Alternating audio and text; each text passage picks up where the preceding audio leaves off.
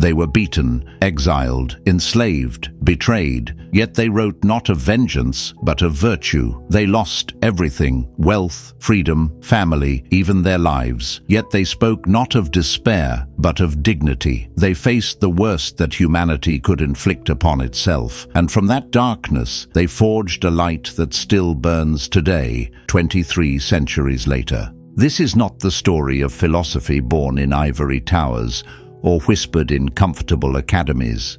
This is the story of wisdom carved from suffering, of principles hammered out on the anvil of human agony.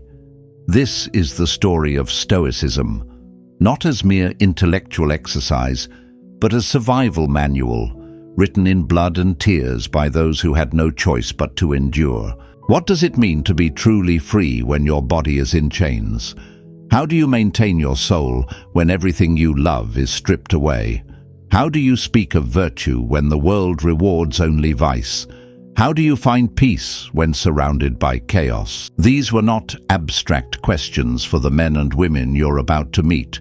These were the daily realities that shaped their lives, and through their pain, shaped a philosophy that would outlast empires. Today, we ask you to journey with us through the trials that forged the greatest philosophical minds of the ancient world, not to glorify suffering, but to understand how they transformed it, not to worship pain, but to learn how they transmuted it into wisdom, not to seek hardship, but to prepare ourselves for the inevitable struggles that make us human. Because here's what they knew, and what our comfortable modern world often forgets.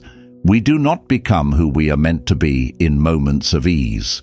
We become who we are meant to be when everything is taken from us except our ability to choose our response. We discover our true character not when life is kind, but when it is cruel. The Stoics understood something profound, that external circumstances, no matter how brutal, cannot touch the essential core of who we are unless we allow them to. They learned this not from books, but from lived experience. They earned this wisdom through trials that would have broken lesser souls. So let us begin, not with ease, but with a slave who taught the world what it means to be free. Chapter 1.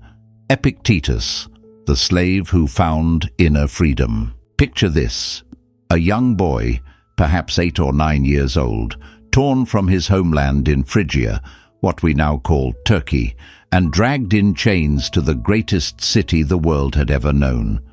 Rome, in all its marble magnificence and casual cruelty, where human beings were bought and sold like pottery or grain. His name was Epictetus, which in Greek means newly acquired, not even a real name, but a designation, a thing, a possession. He belonged to a man named Epaphroditus, a freedman who had risen to become one of Emperor Nero's most trusted secretaries. And Epaphroditus, perhaps remembering his own suffering, or perhaps trying to forget it, was not kind to his human property. We don't know exactly how it happened. Some say it was deliberate cruelty, a twisted leg broken as punishment. Others suggest it was negligence, a broken bone never properly set, because, after all, why waste a physician's time on a slave? What we do know is this: young Epictetus would walk with a pronounced limp for the rest of his life, his body forever marked by his bondage. But here's what's remarkable, and this is where our story really begins. That broken leg became the foundation of one of the most liberating philosophies ever conceived. You see, Epictetus lived in a world where everything could be taken from him. His time, his labor, his body. None of it belonged to him. He could be beaten, sold, killed, and no law would protect him, no God would intervene, no justice would reach him. He existed at the complete mercy of others' whims. And yet, in that absolute powerlessness, he discovered something that his masters, for all their wealth and authority, had never found: true freedom. Because while Epaphroditus owned his body, no one could own his mind. While others controlled his external circumstances, he alone controlled his responses to those circumstances. While the world could determine what happened to him, only he could determine what those events meant. This wasn't positive thinking. This wasn't denial. This was revolutionary philosophy born from necessity. Even as a slave, Epictetus sought out learning wherever he could find it. By some stroke of fortune, or perhaps recognizing his intelligence, he was allowed to attend the lectures of Musonius Rufus, the great Stoic teacher. Here was a man who had been exiled multiple times by various emperors for his principles, who had lost his wealth and status repeatedly, yet continued to teach that virtue was the only true good, and that external circumstances were ultimately powerless over the human spirit. Imagine the scene: a broken slave sitting among Roman citizens, learning that his chains could not touch his soul, that his limp could not limit his wisdom, that his poverty could not impoverish his character, that his lack of freedom in the world could not prevent him from being free in his mind. And when freedom finally came, when Epaphroditus either died or chose to manumit him, Epictetus did something extraordinary. He didn't seek wealth. He didn't pursue political power. He didn't try to become the master that had once owned him. Instead, he walked away from Rome, this glittering city where he had suffered, and established a school in Nicopolis, a quiet town in western Greece.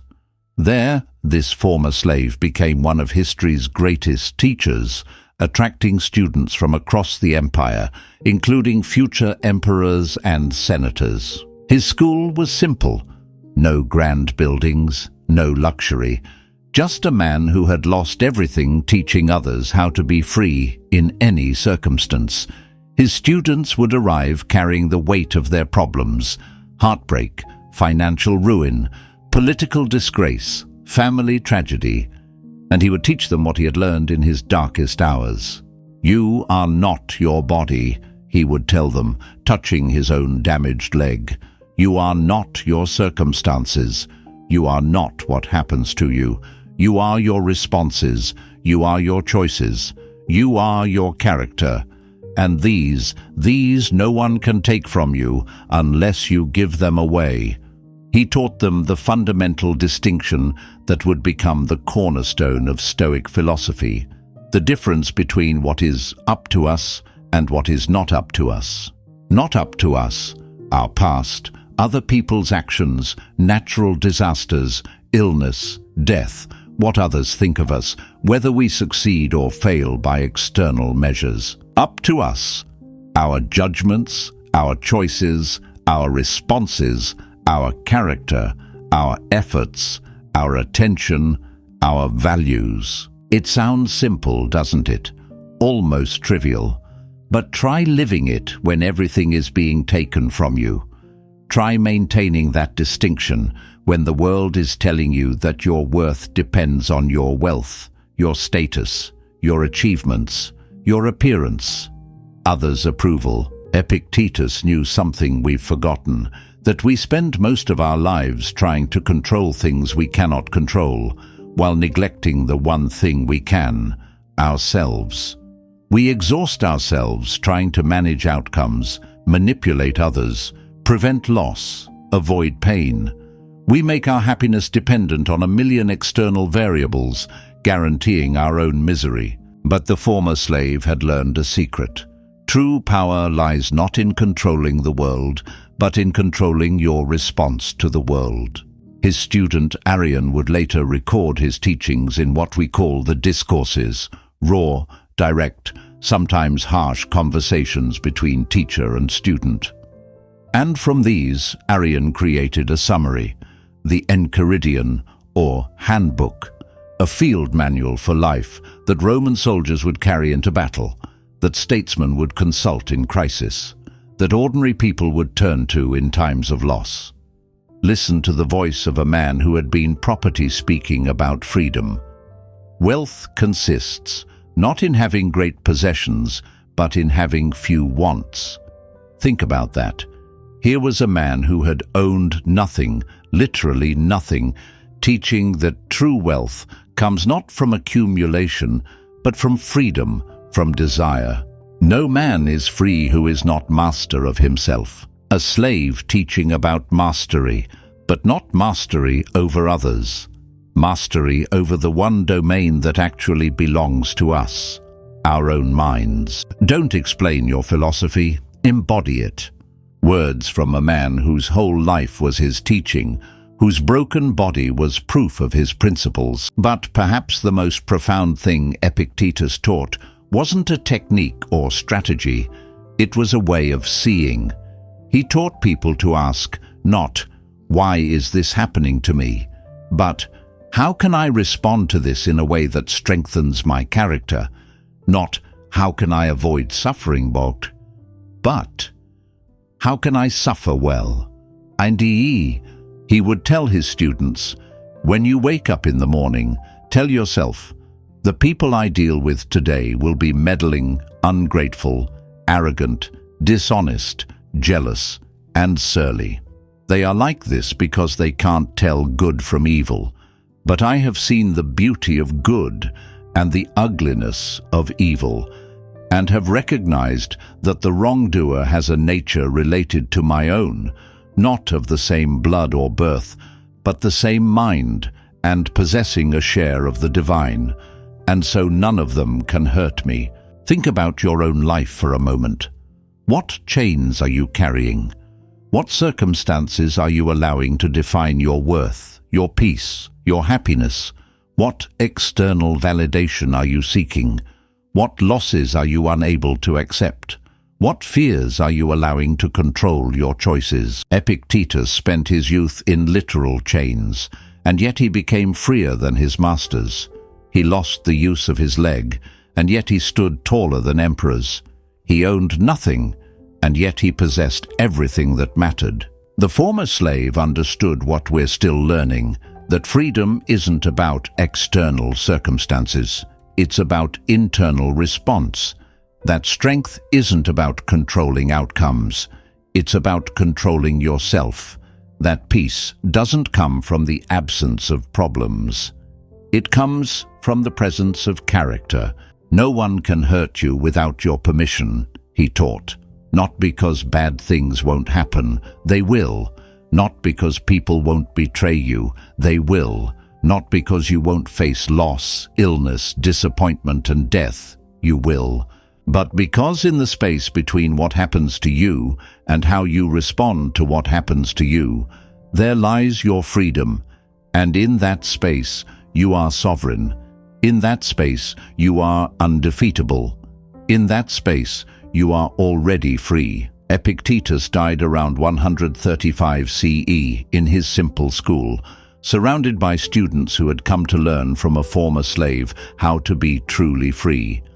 His body, marked by suffering, returned to dust, but his teachings, forged in the crucible of bondage, became immortal. No man is free who is not master of himself. But what happens when a Stoic isn't a slave serving a master, but a senator serving a tyrant?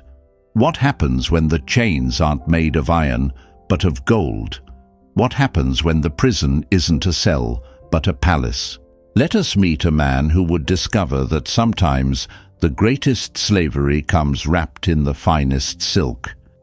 Chapter 2. Seneca, the philosopher of power and contradiction. Lucius Annius Seneca was born into privilege that Epictetus could never have imagined. Wealth, education, political connections, a family name that opened doors throughout the Roman Empire. Where Epictetus learned philosophy as a slave seeking inner freedom, Seneca would learn it as a free man losing his soul. And perhaps that's why his story cuts so deep. Because while we might never face slavery like Epictetus, we all face the subtle corruptions of success, the slow compromises of ambition, the way power can chain us more surely than any iron shackles. Seneca's story is the story of every person who has ever tried to live by principles in a world that rewards pragmatism. Who has ever attempted to serve both conscience and career? Who has ever discovered that sometimes the most dangerous position isn't at the bottom of society, but at its very top? Born in Cordoba, in what we now call Spain, Seneca arrived in Rome as a young man burning with intellectual fire. His father was a renowned teacher of rhetoric, his family wealthy enough to provide the finest education. By his 20s, Seneca was already making a name for himself as an orator. His speeches so brilliant they were said to rival those of Cicero himself. But Rome in the 1st century was a dangerous place for brilliant men with principles. In 39 CE, under Emperor Caligula, that madman who declared himself a god and appointed his horse to the Senate, Seneca's rhetorical gifts nearly cost him his life. His speeches were too good, his intellect too sharp. Caligula, in a fit of jealous rage, ordered his execution. Seneca was saved only because one of the emperor's mistresses convinced the tyrant that the young senator was already dying of tuberculosis and would be dead within months anyway. Why waste the effort? Think about that moment. Imagine being told you're too talented, too intelligent, too gifted for this world, that your very excellence makes you a threat that must be eliminated. How do you live with that knowledge? How do you continue to excel when excellence itself becomes dangerous? But Caligula's death brought new dangers. In 41 CE, the new emperor Claudius, perhaps acting on accusations from Claudius's wife Messalina, who saw enemies everywhere, banished Seneca to Corsica on charges of adultery with Caligula's sister. Whether the charges were true, fabricated, or simply convenient, we'll never know. What we do know is this. For 8 years, one of Rome's greatest minds was exiled to a barren island, stripped of his wealth, his position, his influence. Everything he had worked for, gone. Everything he had been, erased. And it was there, in that desolation, that Seneca wrote some of his most powerful works on Stoicism, letters of consolation to his mother, treatises on the shortness of life, meditations on anger and adversity. Here was a man learning in real time what Epictetus already knew, that external circumstances could not touch the essential self unless you allowed them to. But unlike Epictetus, who had never known power, Seneca had tasted it, and that made his exile both more bitter and more instructive. From his island prison, he wrote to his mother, "I was torn from you suddenly, before I could embrace you one last time, before I could shed the tears I tried to hold back. But what is this exile you lament? Nothing but a change of place. Consider," he continued, "that every change of place is exile to someone. The whole world is in exile from the place where it was born."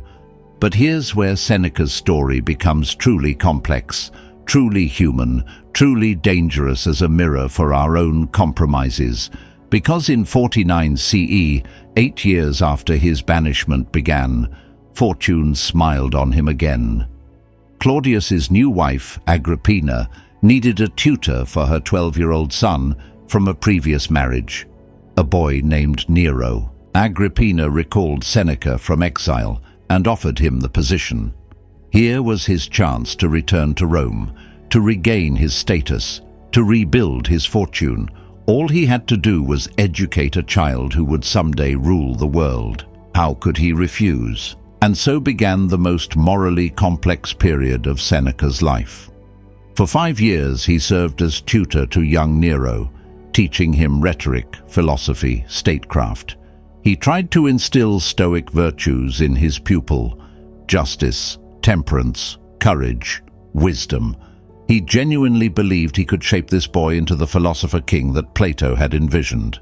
When Nero became emperor at 17, Seneca stayed on as his advisor, effectively running the empire alongside Nero's other mentor, Burrus.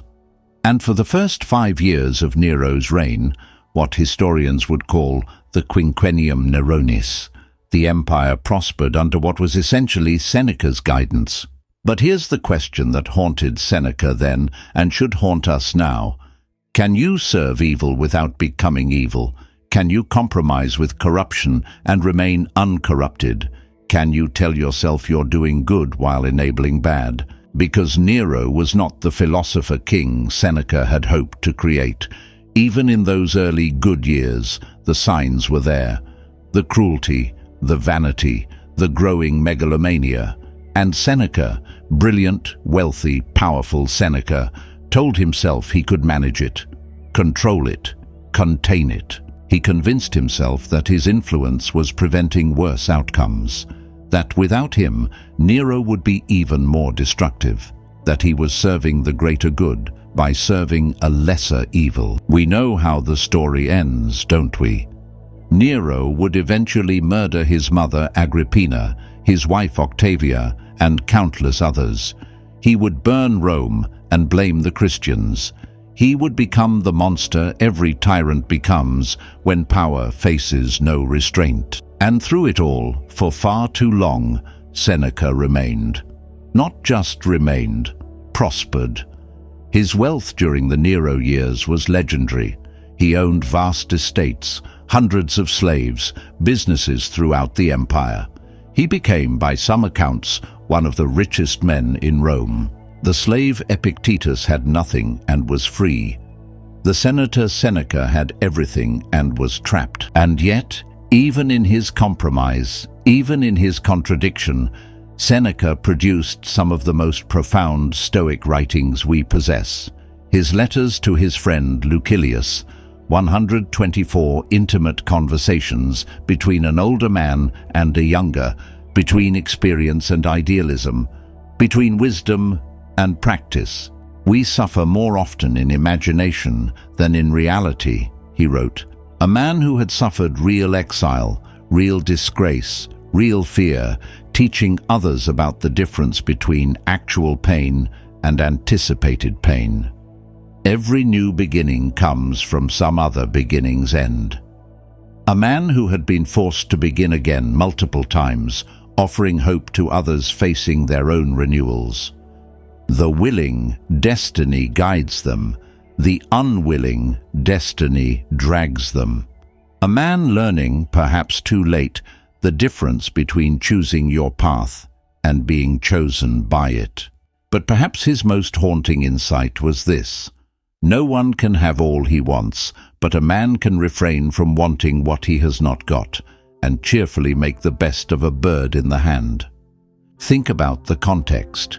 Here was a man who had achieved almost everything the ancient world could offer: wealth, power, influence, fame, and who was discovering that none of it provided the peace his philosophy promised. Seneca's letters reveal a man wrestling with himself, trying to practice what he preached, while living in circumstances that made such practice nearly impossible. He writes about simplicity while living in luxury. He advocates for virtue while serving vice. He speaks of freedom while bound to a tyrant. And maybe that's exactly why we need his voice. Not because he was perfect, but because he was flawed. Not because he always chose correctly, but because he struggled with choice.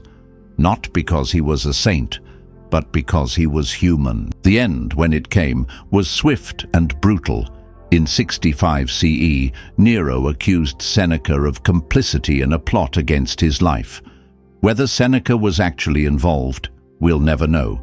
What we know is that Nero had grown tired of his old teacher's influence, tired of being reminded of better principles, tired of being guided by anyone other than his own appetites. The emperor's message was simple: kill yourself or I'll kill you.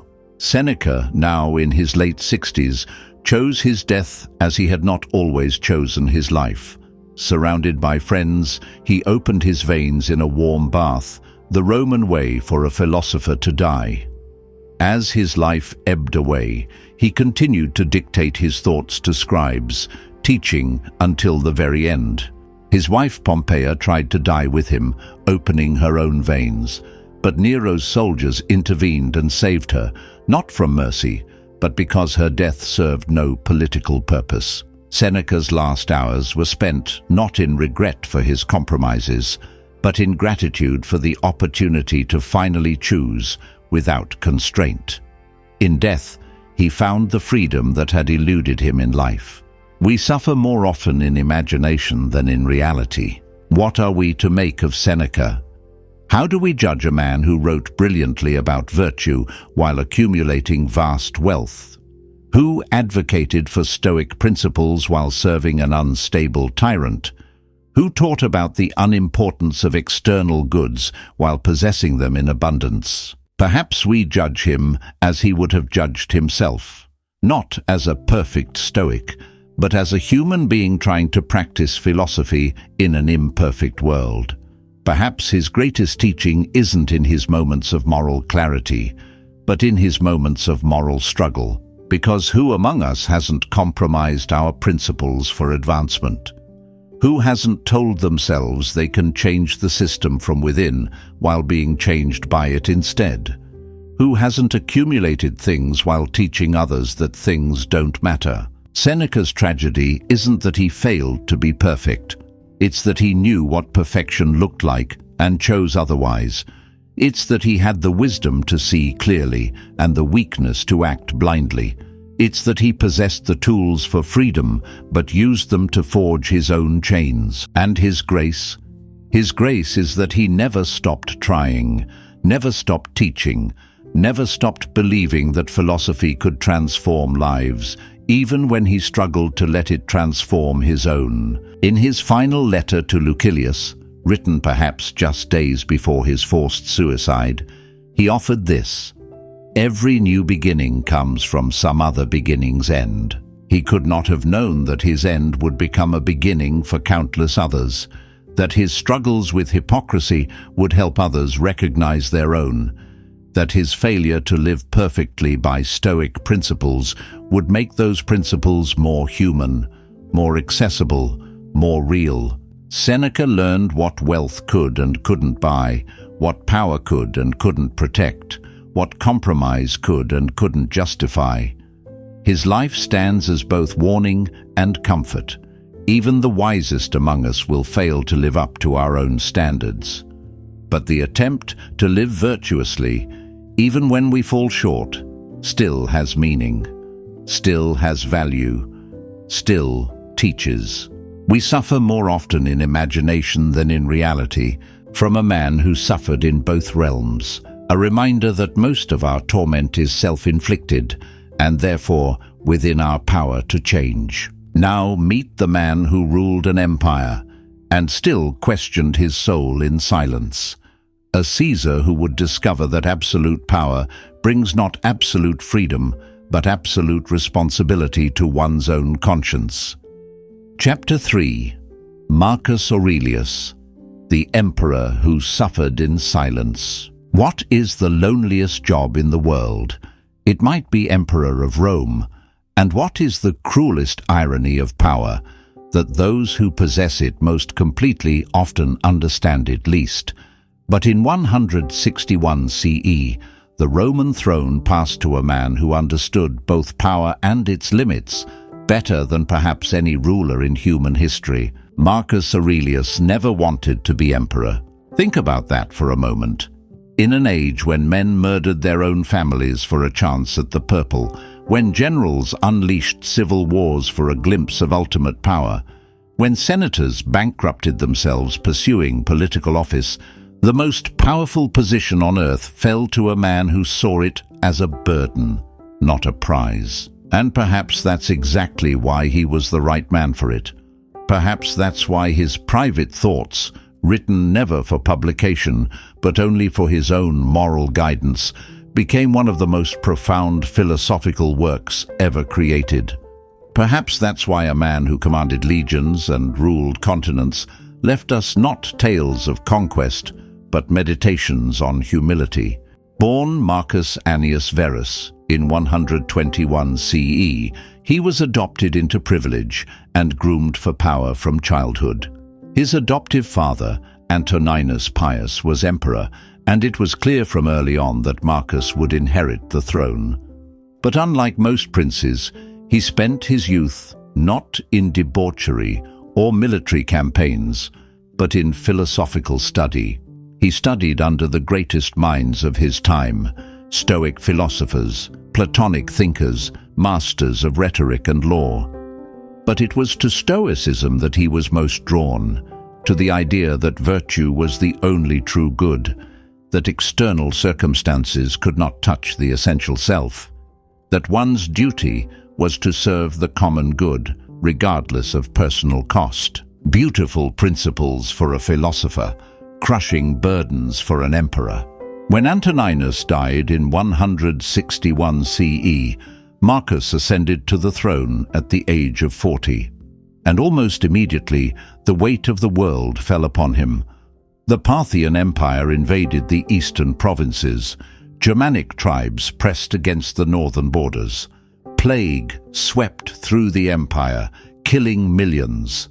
Natural disasters struck with biblical severity. It was as if the gods themselves were testing whether this philosopher-emperor would buckle under the pressure that had broken lesser men. For the next 19 years, Marcus Aurelius would spend more time on campaign than in his palace. Not because he loved war, he despised it, but because duty demanded it. The empire he had inherited was under attack from all sides, and only the emperor's presence could hold it together. And it was there, in his tent on the Germanic frontier, surrounded by the mud and blood and endless responsibility of command, that he began writing what we now call his Meditations. Not grand philosophical treatises meant for posterity, but private notes to himself. Reminders, encouragements, struggles with doubt and duty and despair. Listen to the voice of the most powerful man in the world, writing by lamplight after yet another day of impossible decisions. When you wake up in the morning, tell yourself, the people I deal with today will be meddling, ungrateful, arrogant, dishonest, jealous, and surly. They are like this because they can't tell good from evil. None of them can hurt me, any more than I can be lifted up by their approval. Think about the context. The Emperor of Rome, writing about difficult people. But these weren't just any difficult people. These were senators who plotted against him, generals who questioned his decisions, advisors who had their own agendas, citizens who blamed him for every misfortune. You have power over your mind, not outside events. Realize this, and you will find strength. A man who controlled the known world, reminding himself that the only real control is self-control. Confine yourself to the present. A ruler responsible for planning decades into the future, teaching himself to focus on the moment at hand. The best revenge is not to be like your enemy, an emperor dealing with betrayals that could cost thousands of lives, choosing virtue over vengeance. But perhaps the most heartbreaking entries in his Meditations are those dealing with personal loss. Because while Marcus was trying to hold together an empire, his personal world was falling apart piece by piece. He and his wife Faustina had 14 children. 9 of them died in childhood or infancy. Imagine that. Imagine being responsible for the welfare of 60 million people while watching your own children slip away one by one. Imagine trying to maintain stoic composure in public while grieving in private for loss after loss after loss. Loss is nothing else but change, and change is nature's delight. A father writing about the deaths of his children, trying to find meaning in meaninglessness, trying to accept what cannot be accepted. Very little is needed to make a happy life. It is all within yourself, in your way of thinking. A man who possessed everything the world could offer, learning that happiness comes from within, not because it's a pleasant philosophical concept, but because external goods, even beloved children, can be taken away without warning. And then there was his son Commodus, the one child who survived to adulthood, the heir who would inherit the empire. Marcus must have seen the signs early. the cruelty, the vanity, the lust for gladiatorial combat rather than philosophical wisdom. He must have known that everything he had worked to preserve might be destroyed by his own flesh and blood. What do you do when your life's work will be undone by the person you love most? What do you do when duty to your family conflicts with duty to your people? What do you do when you know your son will be a tyrant, but you cannot, will not, abandon him? Marcus chose love over legacy. He chose fatherhood over philosophy. He chose human feeling over political calculation. And history would judge him for it. Commodus would indeed become the monster his father feared, nearly destroying the empire Marcus had spent his life preserving. But perhaps that choice reveals more about Marcus's character than any philosophical principle he ever wrote. He was not just the emperor. He was not just the philosopher. He was a man, flawed, conflicted, heartbroken, trying to do right in a world that rarely rewarded righteousness. For 19 years, he campaigned on the frontiers. For 19 years, he held the line against chaos, the Marcomannic Wars, the Antonine Plague, rebellions, natural disasters, crisis after crisis that would have broken lesser rulers. And through it all, he wrote, "At dawn, when you have trouble getting out of bed, tell yourself, I have to go to work as a human being. What do I have to complain of if I'm going to do what I was born for, the things I was brought into the world to do?" A man who could have spent his days in luxury and pleasure, choosing duty instead, not because it was easy, but because it was right. The impediment to action advances action. What stands in the way becomes the way. Perhaps his most famous insight: that obstacles become opportunities, that resistance creates strength, that the very things that seem to block our path often become our path. Think about your own life for a moment. What obstacles are you facing? What responsibilities are weighing you down? What losses are you struggling to accept? What difficult people are you forced to deal with? What choices are you avoiding because they're hard rather than pleasant? Marcus Aurelius faced all of this and more. He faced it without the comfort of knowing that posterity would remember him as a hero. He faced it without the assurance that his sacrifices would be meaningful.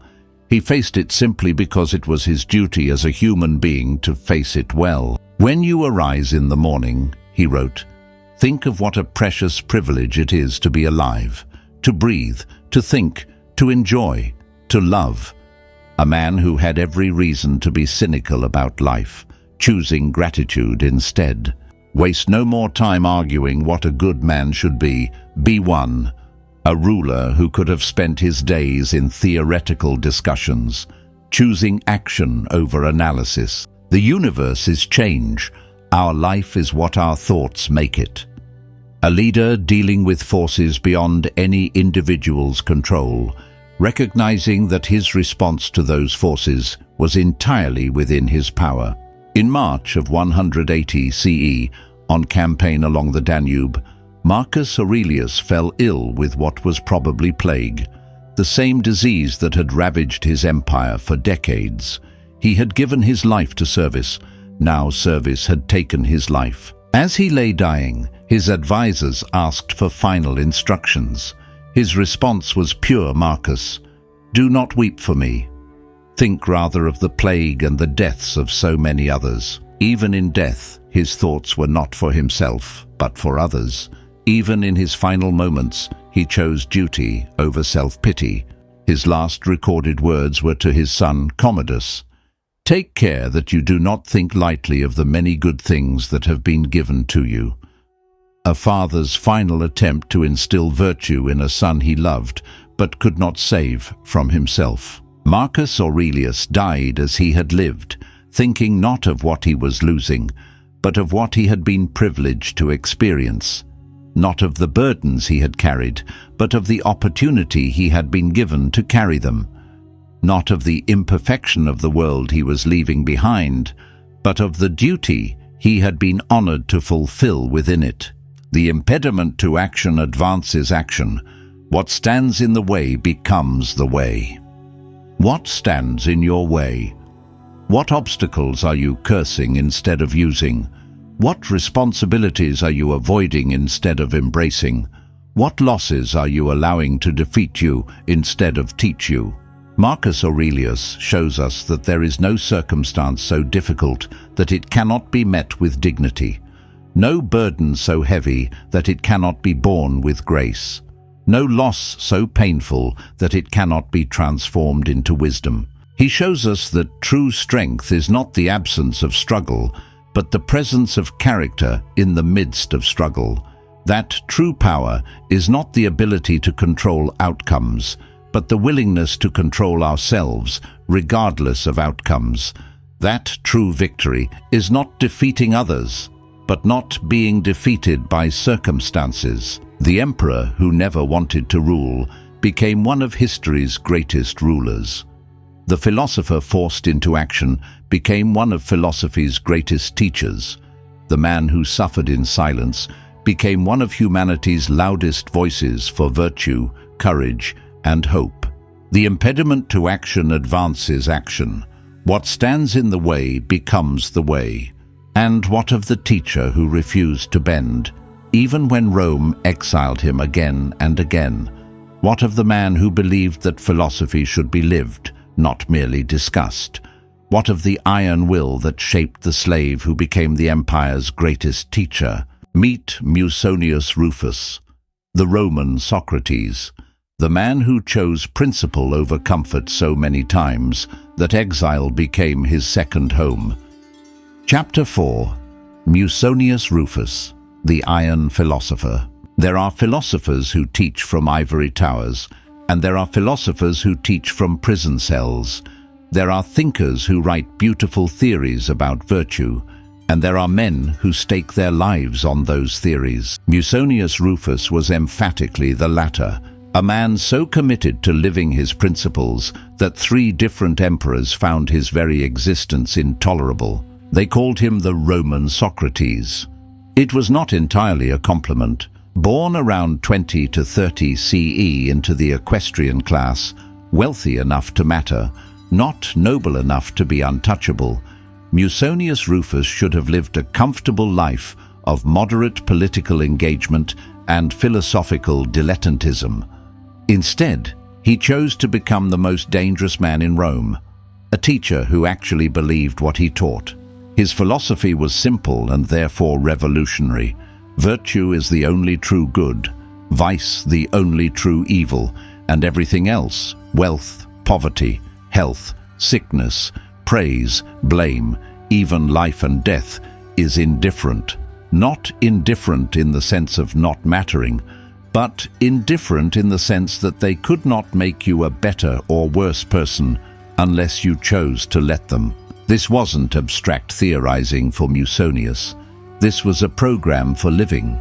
He taught that philosophy without action was worthless, that the point of studying ethics wasn't to win debates at dinner parties, but to transform your character. He believed that women should study philosophy alongside men, that marriage should be based on partnership rather than property, that luxury corrupted the soul, that hard work strengthened it. In a society built on slavery, he questioned whether any human being could rightfully own another. In a culture that saw women as perpetual children, he argued for their intellectual equality. In an empire that celebrated wealth, he preached voluntary poverty. In a world that worshipped power, he taught that true strength came from self-control. Every word he spoke was sedition against the Roman way of life. The first time they exiled him was under Nero, around 65 CE, the same purge that would force Seneca's suicide. But where Seneca had compromised his way into the emperor's inner circle, Musonius had stayed outside, teaching that virtue could not coexist with tyranny, that a philosopher's duty was to speak truth regardless of consequences. When the Pisonian conspiracy was discovered, that desperate attempt to assassinate Nero and save Rome from itself, Musonius wasn't among the plotters. His crime was simpler and more dangerous. He had taught young Romans to value character over career, principle over pragmatism, truth over survival. They shipped him to Gyara, a barren rock in the Aegean Sea, so desolate that the Romans used it only for political prisoners they wanted to forget. No libraries, no lecture halls, no students, just stone and sea, and the opportunity to discover whether his philosophy could survive in the absence of everything that made civilization bearable. And here's what's remarkable. Musonius didn't just survive his exile, he thrived. He discovered that philosophy wasn't something you needed books for, it was something you needed character for. He found that teaching didn't require a classroom. It required only the willingness to live your principles where others could see them. Even on Gyara, other prisoners gathered around him. Even in that place of punishment, he created a school. Even in exile, he remained free in the only way that mattered, internally. When Nero died in 68 CE and Galba became emperor, the first thing the new regime did was recall the political exiles. Musonius returned to Rome not broken, but stronger. His years of forced asceticism had only confirmed what he had always taught, that external circumstances could not touch the essential self. But Rome hadn't changed.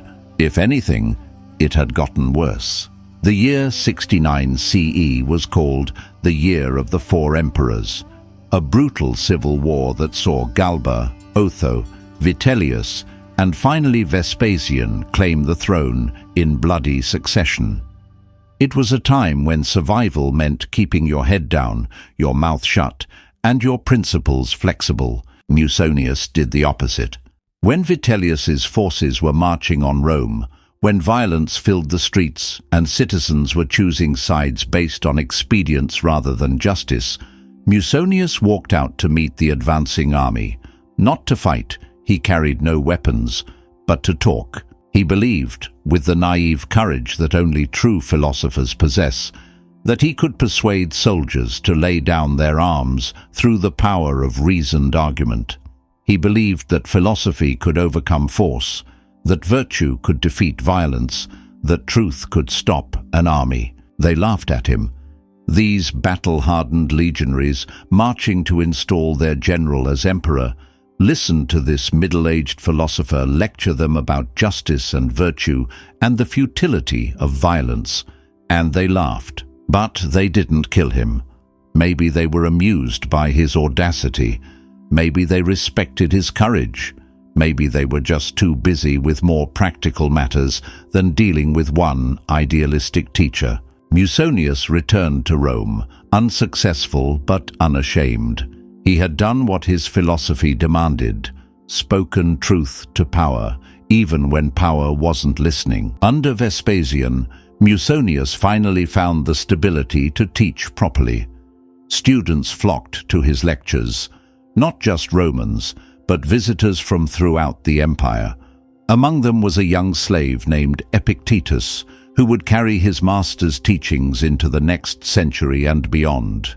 What Musonius taught was radical for its simplicity, that the only way to live well was to live virtuously, and that virtue meant aligning your actions with your principles regardless of cost. Philosophy must be limited not to fine speculations, but to the things we actually do. Think about that. How much of our modern philosophy is really just sophisticated excuse-making for not changing our lives? How much is intellectual entertainment rather than practical transformation? The sole criterion of a thing's being good or bad is that it makes one a better or worse person. A standard that cuts through every rationalization, every compromise, every comfortable lie we tell ourselves about why we can't live according to our stated values. It is shameful to be a bad person, but it is not shameful to be reminded that you are bad. A man who had been exiled twice for his principles, teaching that external punishment was nothing compared to internal corruption. But Musonius's most radical teaching was about equality, Revolutionary ideas that wouldn't become mainstream for another 2,000 years. He argued that women should receive the same philosophical education as men, not because it was politically correct, but because virtue was as available to women as to men. He taught that marriage should be a partnership of equals, not a business arrangement between families. He believed that both husband and wife should share in household duties, child-rearing, and decision-making, ideas so far ahead of his time that they earned him suspicion even among other philosophers. And here's what made him truly dangerous to the Roman establishment. He practiced what he preached. His own marriage was based on the partnership he advocated. His own lifestyle reflected the simplicity he taught. His own courage demonstrated the virtue he demanded from others. He wasn't like Seneca, accumulating wealth while teaching about its unimportance. He wasn't like the academic philosophers, spinning clever theories that had no bearing on how they actually lived. He was what he taught others to be, a human being committed to virtue above all else. Which is why, when Domitian became emperor in 81 CE, Musonius had to go. Again, Domitian was paranoid even by imperial standards, seeing enemies in every senator, conspiracies in every gathering, threats in every independent voice. The very existence of philosophers, people who taught that there were standards higher than the emperor's will, was intolerable to him. So in 93 or 94 CE, Domitian expelled all philosophers from Rome, not just the politically active ones, not just the openly critical ones, all of them. Philosophy itself was declared subversive to imperial authority. Musonius, now in his 70s, packed his few belongings for the third time and went into exile. Again. But here's what his enemies never understood. You cannot exile a man who has made his principles his homeland. You cannot punish a person who has learned to find satisfaction in virtue rather than comfort. You cannot break someone who has discovered that external circumstances are powerless over the essential self. Musonius had spent decades teaching these ideas. Now, in his final exile, he proved them. He died around 100 CE, probably still in exile, probably still teaching anyone who would listen that virtue was the only true good, and that philosophy without practice was mere intellectual vanity. His body returned to dust in some foreign land, far from the Rome that had never been able to tolerate his presence for very long, but his teachings lived on, not in written works, for he wrote little, but in the lives of his students. Chief among them was Epictetus, that former slave who would carry Stoicism into the 2nd century and beyond. From Musonius, Epictetus learned that external freedom meant nothing compared to internal freedom, that dignity could not be taken away, that virtue was always a choice. From teacher to student, from generation to generation, the iron philosophy passed on, hardened in the furnace of real suffering, tested against actual oppression, proven in the crucible of 3 emperors' wrath. Philosophy is nothing else than to search out by reason what is right and proper, and then to do it. Musonius Rufus in one sentence, cutting through every comfortable evasion, every intellectual pretension, every excuse for living less virtuously than we know we should. What principles are you willing to be exiled for? What truths are you willing to speak, even when no one wants to hear them? What virtue are you willing to practice, even when it costs you comfort, status, or safety? Musonius was exiled 3 times for his convictions.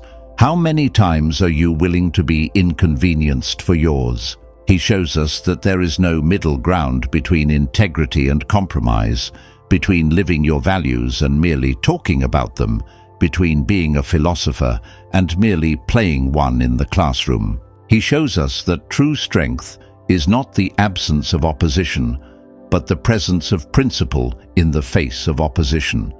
that true freedom is not the ability to do whatever you want, but the commitment to do what you know is right. Philosophy is nothing else than to search out by reason what is right and proper, and then to do it.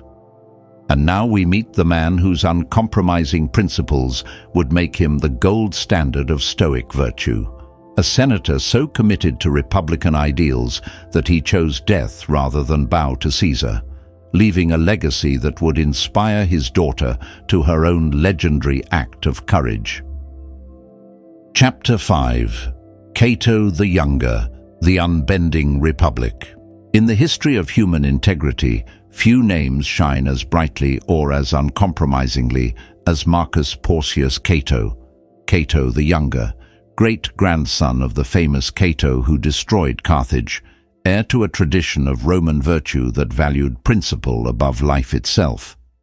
He was the man who made compromise a dirty word, who treated political pragmatism as moral cowardice, who would rather die than live in a world where right and wrong were matters of convenience rather than conviction. His enemies called him inflexible, his friends called him incorruptible. History calls him the last true Roman republican. Born in 95 BCE into the heart of Roman nobility, Cato was raised on stories of ancestral virtue, of senators who chose poverty over corruption, of leaders who sacrificed personal advantage for public good. In a Rome increasingly dominated by ambitious generals and wealthy demagogues, he became the living embodiment of an older, more austere tradition. Even as a young man, his commitment to principle bordered on the fanatical. He walked barefoot through winter, wore no tunic under his toga regardless of weather, refused to use a litter when others rode in comfort. These weren't affectations or publicity stunts. They were deliberate exercises in self-discipline, training for the greater tests he somehow knew were coming. What made Cato extraordinary was not just his personal austerity, but his absolute refusal to participate in the corruption that had become routine in Roman politics. In an age when senators routinely accepted bribes, when provincial commands were purchased rather than earned, when votes were bought like commodities in the marketplace, Cato stood alone as a man who could not be bought, threatened, or persuaded to compromise his principles. This wasn't mere stubbornness. This was philosophical commitment applied to political life with surgical precision. As Caesar rose to power, first as a populist politician, then as consul, finally as proconsul of Gaul, Cato watched with growing horror as the Roman Republic died by degrees. Not through conquest or revolution, but through the slow erosion of the customs and principles that had made Rome great. Caesar was brilliant, charismatic, successful. His conquests in Gaul brought enormous wealth into Roman coffers. His public works provided employment for the masses. His entertainments kept the people happy. He was, by every practical measure, good for Rome, but he was also destroying everything that made Rome worth preserving. For Cato, the issue was never Caesar's competence, but his contempt for constitutional government. Never his popularity, but his precedent. Never his success, but his methods. Caesar had shown that a sufficiently clever and ruthless individual could manipulate Roman institutions to serve personal ambition rather than public good. And if Caesar could do it, others would follow. The Republic's death would come not from external enemies, but from internal corruption, from citizens who valued security over freedom, prosperity over principle, effective government over legitimate government. When Caesar crossed the Rubicon in 49 BCE, effectively declaring war on the Roman state, many senators submitted immediately. After all, Caesar had the stronger armies, the better generals, the more popular cause. Opposing him meant certain exile, probable death, and unlikely success. But for Cato, the calculation was different. The question was not whether resistance would succeed, but whether submission could be reconciled with honor. Not whether Caesar would win, but whether Rome's ancient values were worth defending even in defeat. He joined Pompey's cause not because he believed Pompey was virtuous, he knew better, but because Pompey, whatever his flaws, still recognized the Senate's authority, still operated within republican forms, still acknowledged limits on his power. The civil war that followed was as brutal as it was predictable. Caesar's veterans, hardened by years of conquest in Gaul, systematically defeated the republican forces. At Dyrrhachium, Pompey won a rare victory, but failed to follow through. At Pharsalus, Caesar's tactical genius finally destroyed the Republican army decisively. Pompey fled to Egypt, where he was murdered by advisors hoping to curry favor with Caesar. Most of the Republican leaders surrendered, accepting Caesar's famous clemency, his policy of pardoning former enemies who submitted to his authority, but not Cato. Never Cato. Instead, he gathered the remaining Republican forces and retreated to Africa, to the city of Utica, where he hoped to continue the resistance. But hope was becoming harder to sustain. Caesar controlled Rome, commanded the loyalty of the legions, had defeated every opposing army. The cause was lost. Everyone knew it was lost. Everyone except Cato, who understood something his allies missed, that some causes transcend victory and defeat, that some principles matter more than their practical consequences, that some values are worth preserving even when, especially when, they cannot triumph. In the spring of 46 BCE, as Caesar's forces approached Utica, Cato's remaining allies finally asked the question that had been hanging unspoken in the air. Was it time to surrender? Was it time to accept Caesar's clemency and try to preserve what they could of republican institutions under his rule? For most men, it would have been an easy choice. Caesar had shown unusual mercy to former enemies. Surrender meant life, comfort, the possibility of continued political activity within the new system. Resistance meant certain death, with no hope of affecting the outcome. But Cato was not most men. He spent his last evening reading Plato's Phaedo, the dialogue about Socrates' final hours, about the philosopher's willing acceptance of death rather than compromise with injustice. Not because he was seeking inspiration for suicide, but because he was confirming what he already knew, that there were things worse than death, and that a life lived in violation of one's deepest principles was one of them. His friends found him reading and tried one last time to persuade him to flee, to escape to some distant province where he could live quietly under Caesar's amnesty. They reminded him of his responsibilities to his children, to his supporters, to the future of republican ideals. Cato's response has echoed through history. "I would rather die as a free man than live as Caesar's subject." It was not suicide born of despair or defeat. It was the final logical conclusion of a lifetime spent valuing principle over pragmatism, virtue over survival, integrity over accommodation. Before dawn on the morning of Caesar's expected arrival, Cato took his sword and opened his own veins. When his servants found him and tried to bandage his wounds, he tore the bandages off and chose to bleed to death rather than accept even unwanted rescue. His last act was as uncompromising as his life had been. News of Cato's death spread through the ancient world like wildfire. Here was a man who had chosen death rather than submit to autocracy, who had valued freedom more than life itself, who had demonstrated that some principles were non-negotiable, even when negotiation was the obviously rational choice. Caesar himself was reportedly moved to tears when he heard of his enemy's suicide. "Cato," he said, "I begrudge you your death, as you begrudged me the glory of sparing your life." Even his enemy recognized the moral victory that Cato had achieved in defeat. What principles are you willing to die for? What values are so central to who you are that you would rather not exist than exist in violation of them? What compromises are you making in your life that Cato would have found intolerable? His story forces us to confront uncomfortable questions about the price of integrity, about the point at which accommodation becomes collaboration, about the difference between practical wisdom and moral cowardice. But Cato's legacy was not just his death. It was the example he set for future generations.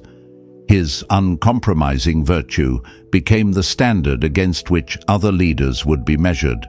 His refusal to submit inspired countless others to resist tyranny in their own times and places. Most importantly, he passed his values to his children, especially his daughter Porcia, who would face her own test of Stoic principles when her husband joined the conspiracy against Caesar's heir, Julius Caesar's adopted son, who would become Augustus. Cato showed that sometimes the most important victory is losing honorably rather than winning dishonorably, that sometimes the greatest service to future generations is refusing to compromise with present evils, that sometimes the most practical thing you can do is be completely impractical in defense of what matters most. I would rather die as a free man than live as Caesar's subject. From a man who made that choice literally, we learn that true freedom comes not from external circumstances, but from internal commitment to principle. That real strength lies not in adapting to any situation, but in refusing to adapt when adaptation requires abandoning what makes us who we are. And the daughter who inherited this iron will would prove that Stoic courage recognizes no gender, that the choice between honor and survival belongs to anyone brave enough to claim it. But first, we meet another senator who faced the same impossible choice, another man who would rather die free than live as a subject. Chapter 6. Thrasea Paetus, the senator who would not applaud. By 60 CE, the Roman Senate had become a theater of the absurd. Senators who had once debated the fate of nations now applauded on cue, voted as directed, and competed to see who could praise the emperor most extravagantly. The deliberative body that had once governed an empire had become a rubber stamp for imperial whims. But in that assembly of sycophants and survivors, one man still acted as if the republic lived. His name was Publius Clodius Thrasea Paetus, and his crime was simple. He refused to pretend that tyranny was freedom, that flattery was governance, that survival was worth any price. Thrasea was not a revolutionary plotting Caesar's assassination. He was not a general marching on Rome with foreign legions. He was something far more dangerous to Nero's regime, a senator who still believed in senatorial dignity, a republican who still acted republican, a man who remembered what Rome had been and refused to accept what it was becoming. In an age when senators competed to see who could debase themselves most thoroughly before imperial power, Thrasea's simple insistence on maintaining his dignity made him the most subversive man in Rome. Born around 15 CE in Patavium, modern Padua, Thrasea came from a family of provincial nobility, wealthy enough to matter, but not so connected to the imperial court that survival depended on constant flattery. He had been raised on the old stories, the old values, the old assumption that Roman senators were supposed to be statesmen rather than courtiers. When he arrived in Rome as a young man to begin his political career, he found a system that still maintained the forms of republican government while gutting its substance. The Senate still met, but only to ratify decisions already made by the emperor. Elections still occurred, but the results were predetermined. Laws were still debated, but the debates were theater for the masses. Most ambitious young men adapted quickly to these realities. They learned to read the emperor's moods, to anticipate his desires, to phrase their speeches in ways that would advance their careers rather than serve the public good. They discovered that success in Nero's Rome required talent not for governance, but for flattery, not for statesmanship, but for sycophancy. Thrasea never learned these lessons, or perhaps more accurately, he learned them and chose to reject them. The first sign of his dangerous integrity came in 59 CE, when Nero orchestrated the murder of his own mother, Agrippina. It was a shocking crime even by imperial standards, matricide committed to free the emperor from maternal interference in his increasingly erratic rule. The Senate was summoned to hear Nero's explanation for his mother's death. The official story was that Agrippina had been plotting against her son, that her death was necessary for the security of the state, that Nero had acted reluctantly but decisively to protect Rome from treasonous conspiracy. The senators listened to this obvious fiction and applauded enthusiastically. They voted to thank the gods for preserving the emperor from his mother's treachery. They competed to suggest new honors for Nero's wise and decisive action. All except one, Thrasea, sat in silence. He did not applaud. He did not vote for the thanksgiving. He did not praise Nero's filial devotion. He simply sat there, his very stillness a condemnation of the charade unfolding around him. It was not open rebellion. It was not dramatic protest. It was simply the refusal of one man to participate in legitimizing the illegitimate, to celebrate the abominable, to pretend that murder was statecraft. But in a system built on universal complicity, individual integrity becomes revolutionary. From that moment, Thrasea was marked, not as an active enemy. He had committed no crimes, plotted no coups, organized no opposition, but as something potentially more dangerous, a living reminder of what senators had once been, a walking contradiction of what they had become. For the next several years, he continued his quiet resistance. When the Senate voted to deify Nero's first wife Poppaea after her death, Thrasea absented himself from the vote. When senators competed to praise the emperor's artistic performances, Thrasea remained silent. When the assembly was asked to approve increasingly outrageous imperial expenditures, Thrasea questioned the financial wisdom of such policies. Each act of resistance was minor, legal, within the bounds of senatorial privilege. Taken together, they constituted a systematic rejection of the new order that Nero was trying to establish. What made Thrasea especially dangerous was his ability to articulate why these seemingly small acts of resistance mattered. He wrote works on philosophy, heavily influenced by Stoic principles, that argued for the importance of personal integrity even when collective action was impossible.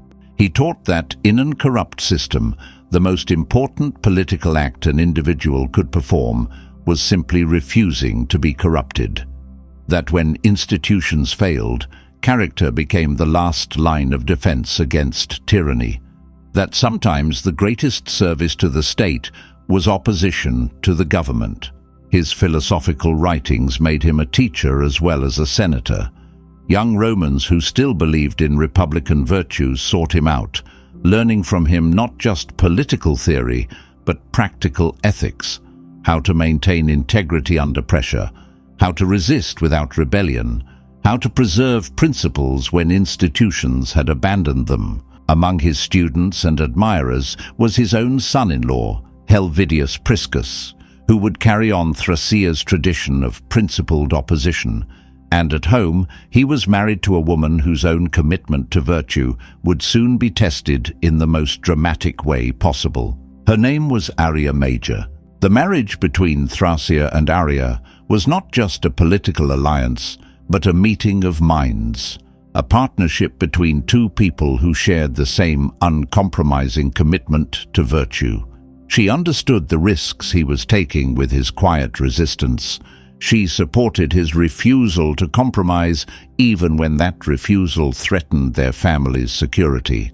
Together, they created a household that became a small center of republican virtue in an increasingly imperial city, a place where the old values were still practiced, where integrity was valued above advancement, where character mattered more than career.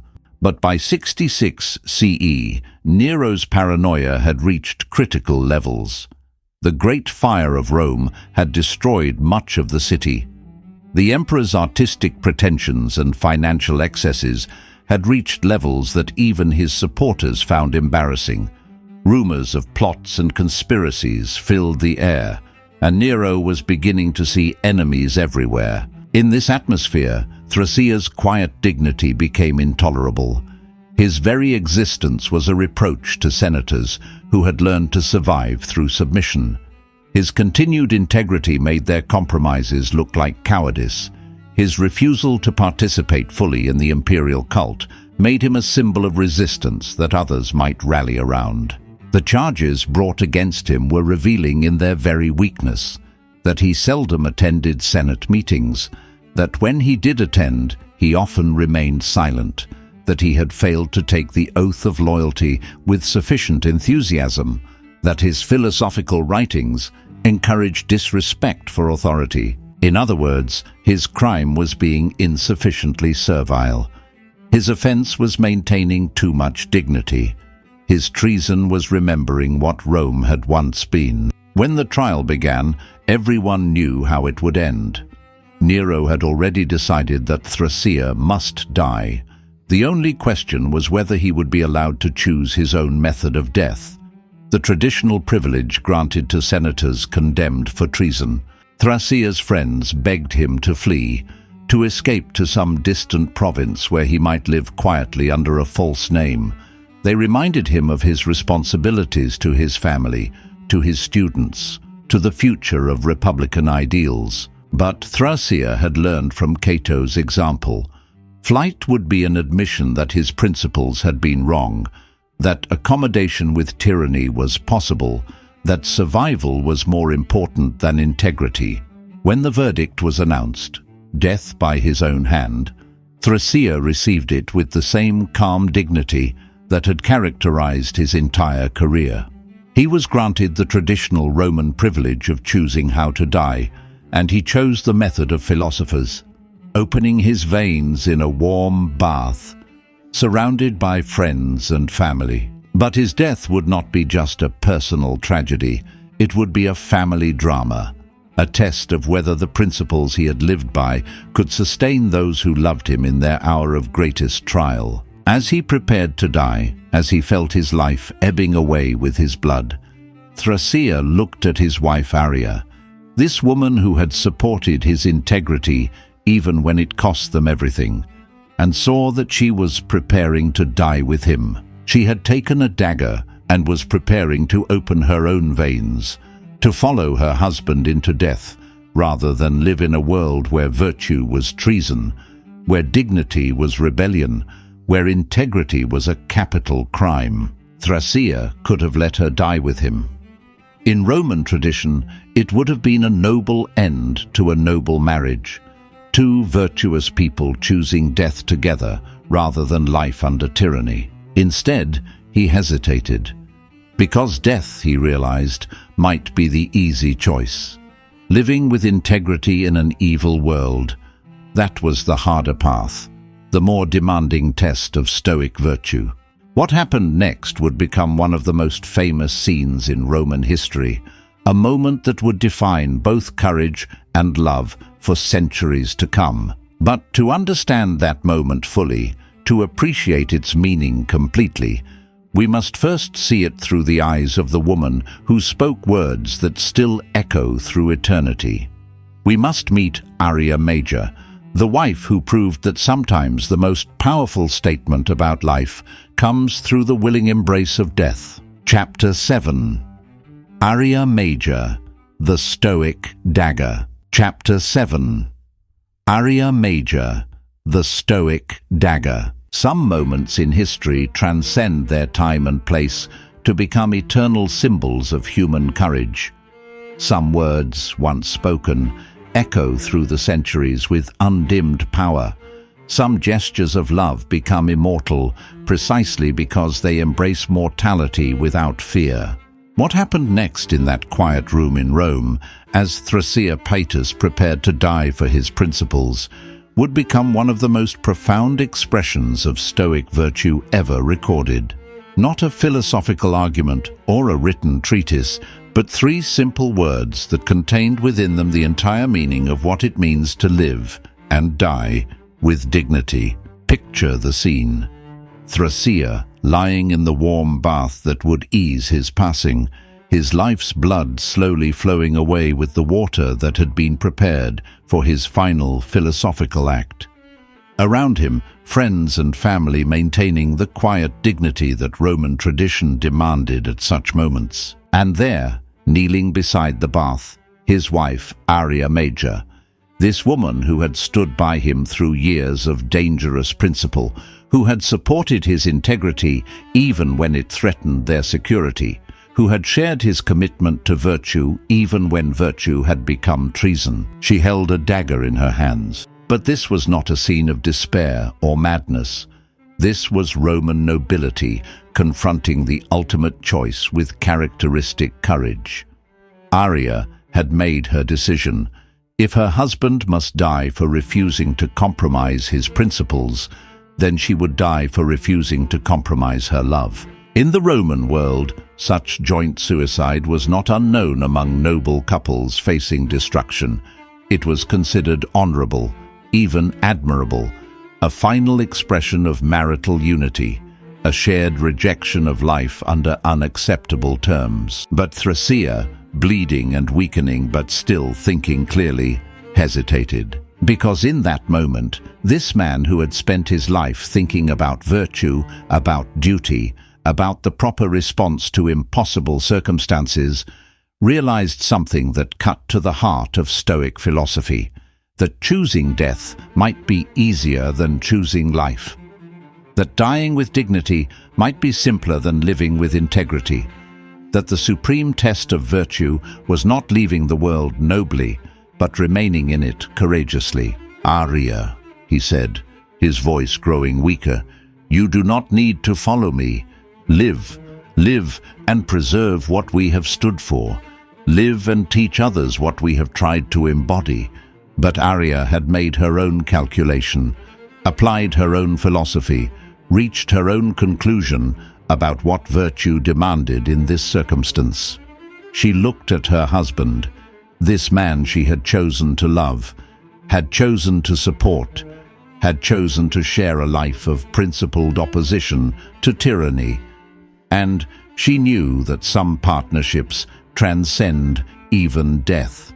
She raised the dagger, and then, with the calm deliberation that marked everything about her character, she plunged the blade into her own body. The wound was deep, immediately mortal, but she held herself steady, maintaining her composure even as her own life began to ebb away. She withdrew the bloodied dagger and handed it to her husband. And then she spoke the three words that would echo through history, that would be carved on monuments, that would inspire generations of people facing their own impossible choices. "It does not hurt, Paetus. Non dolet, Paete." It does not hurt, Paetus. Not a lie spoken to comfort him, not a denial of physical pain, but a profound philosophical statement about the nature of suffering, about the difference between pain and harm, about what it means to choose your response to circumstances beyond your control. Think about what she was saying in those three words.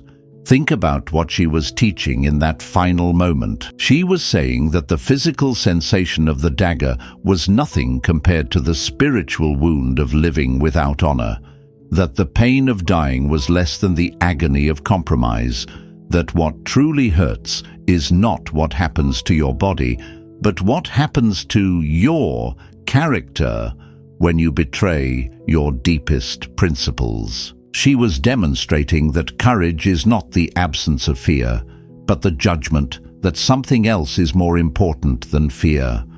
That love is not the desire to preserve life at any cost, but the willingness to share whatever cost living virtuously demands. It does not hurt, Paetus. She was proving that external circumstances, even death, cannot touch the essential self unless we allow them to. That physical pain is temporary, But moral pain can be permanent, that the worst suffering comes not from what is done to us, but from what we do to ourselves when we abandon our principles to avoid difficulty. What pain are you avoiding that is actually less harmful than the compromise required to avoid it?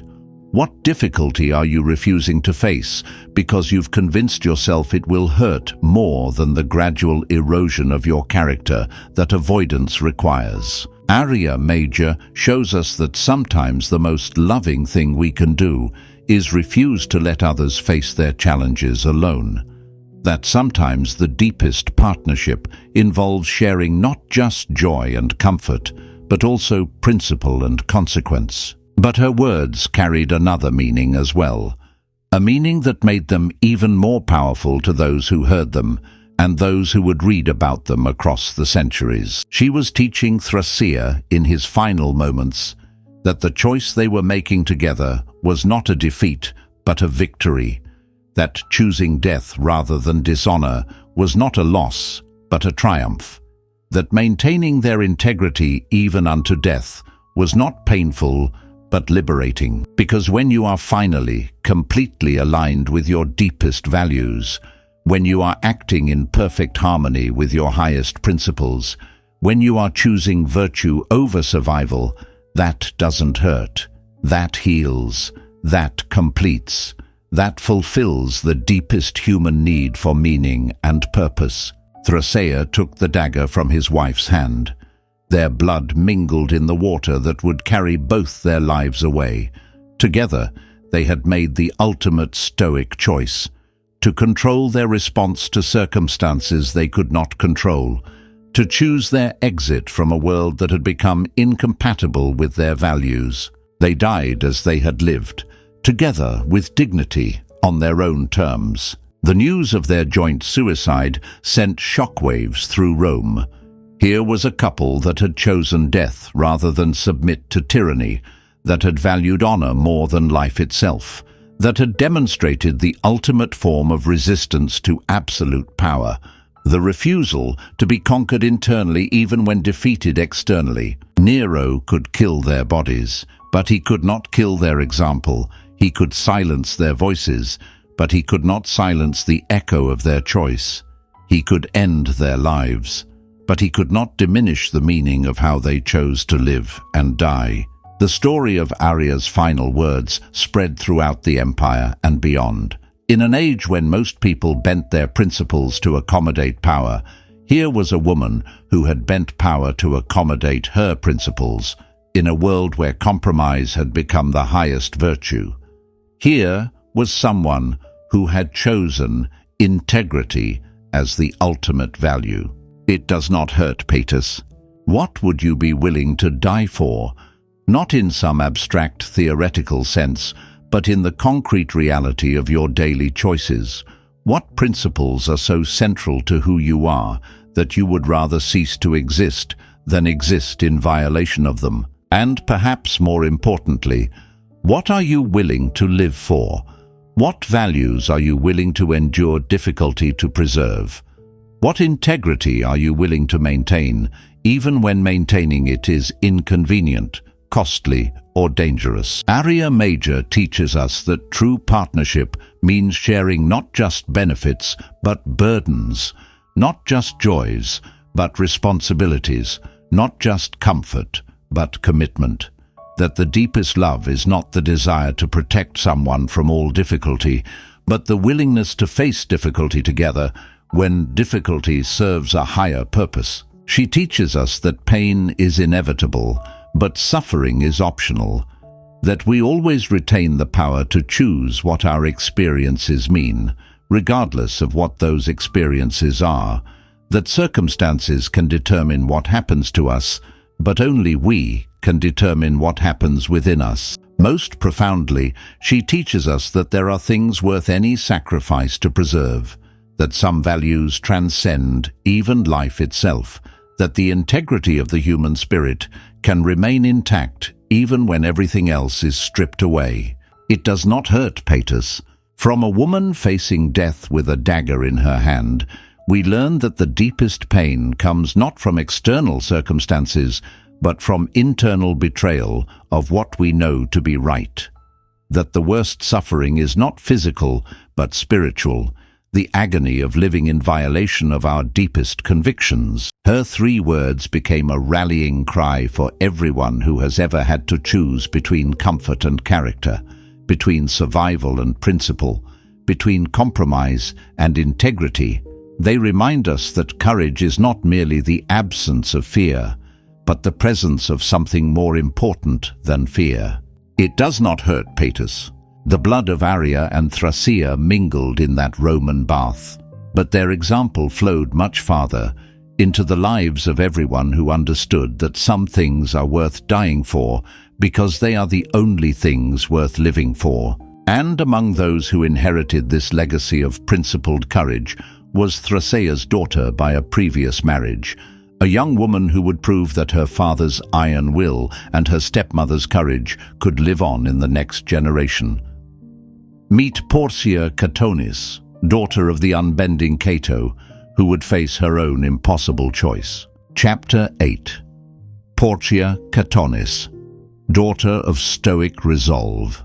In a world where women were considered property, where their voices were rarely recorded and their choices rarely their own, one woman's story blazed so brightly that it burned through 2 millennia of historical silence.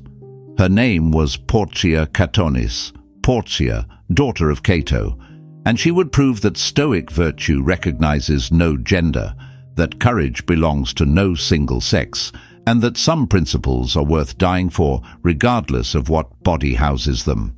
She was born into philosophy, not learned it, not studied it, not adopted it, but inherited it like other women inherited jewels or estates.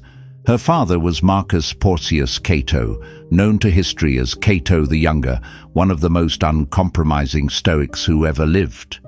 A man who chose suicide rather than live under Caesar's rule, who walked barefoot through winter campaigns to share his soldiers' hardships, who refused bribes so consistently that offering him money became a joke in the Roman Senate. Imagine growing up in that household.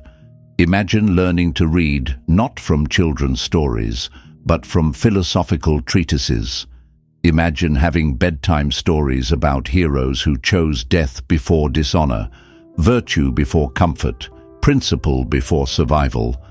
Imagine a childhood where moral courage wasn't just admired, it was expected. But Porcia was not just a passive recipient of her father's philosophy. She was its active inheritor, its living embodiment, its most dangerous practitioner. Because while Roman society might tolerate philosophical men, they were, after all, just talking, a philosophical woman was something else entirely. A woman who took Stoic principles seriously was not just unusual, she was revolutionary.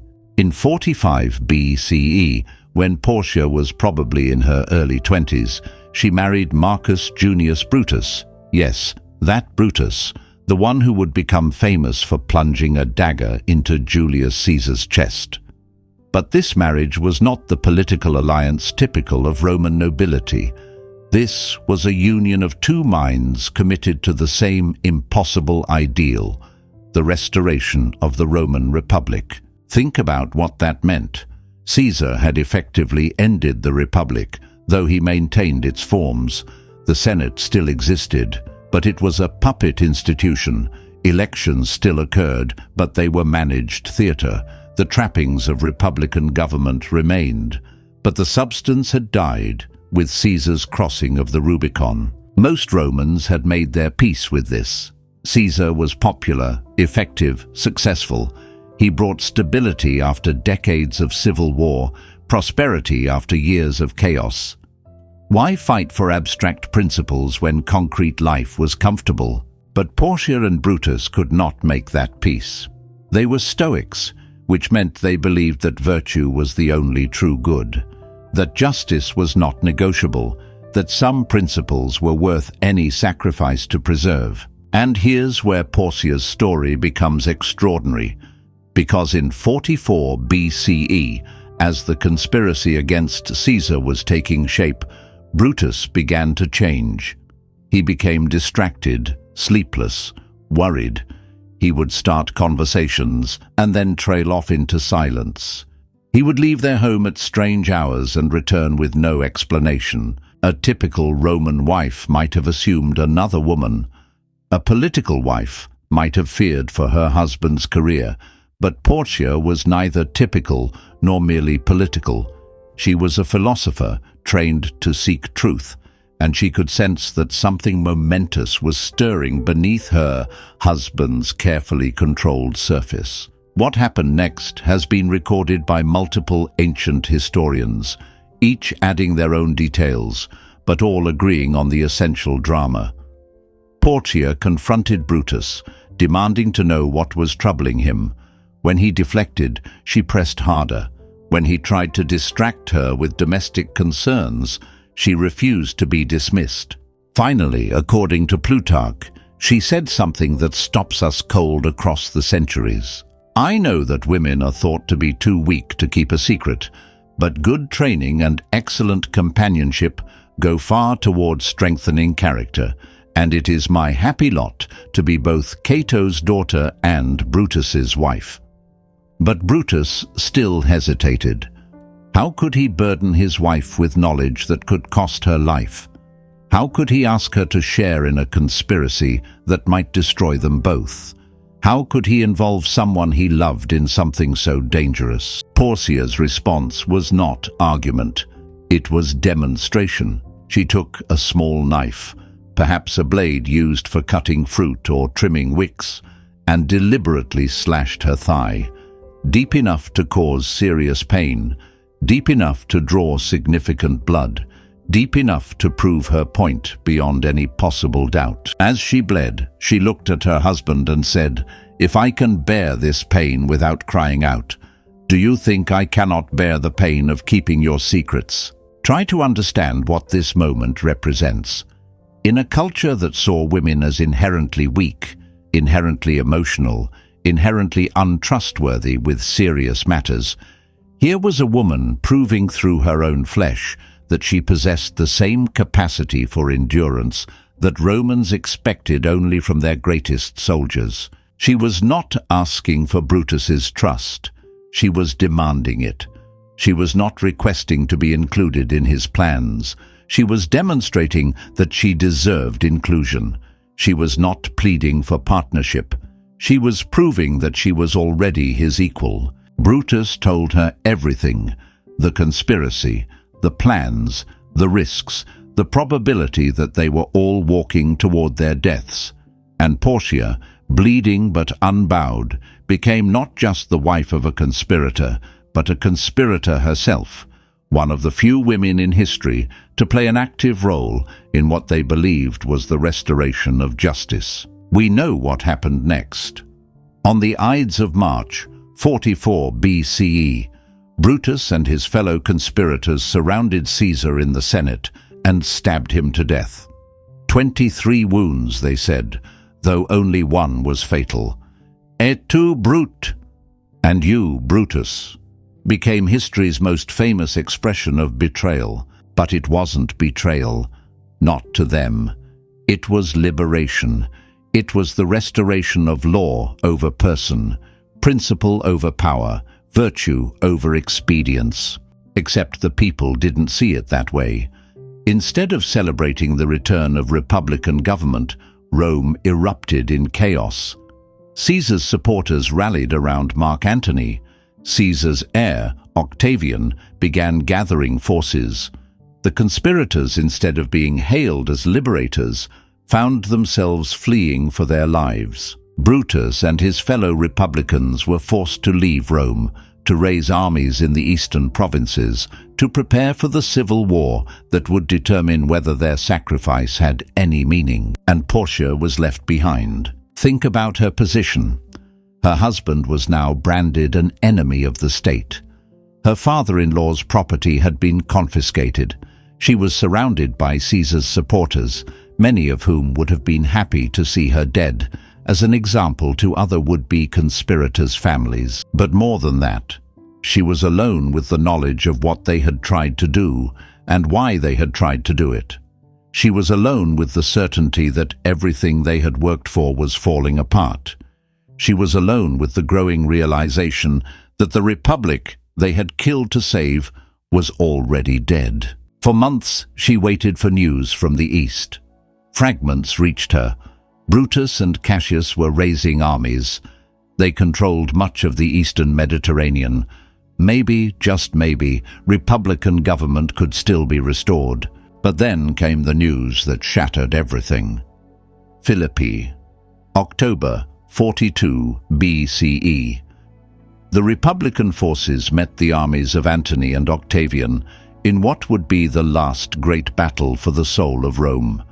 And they lost, decisively, catastrophically, finally. Rather than surrender and face execution, Brutus followed his father-in-law's example.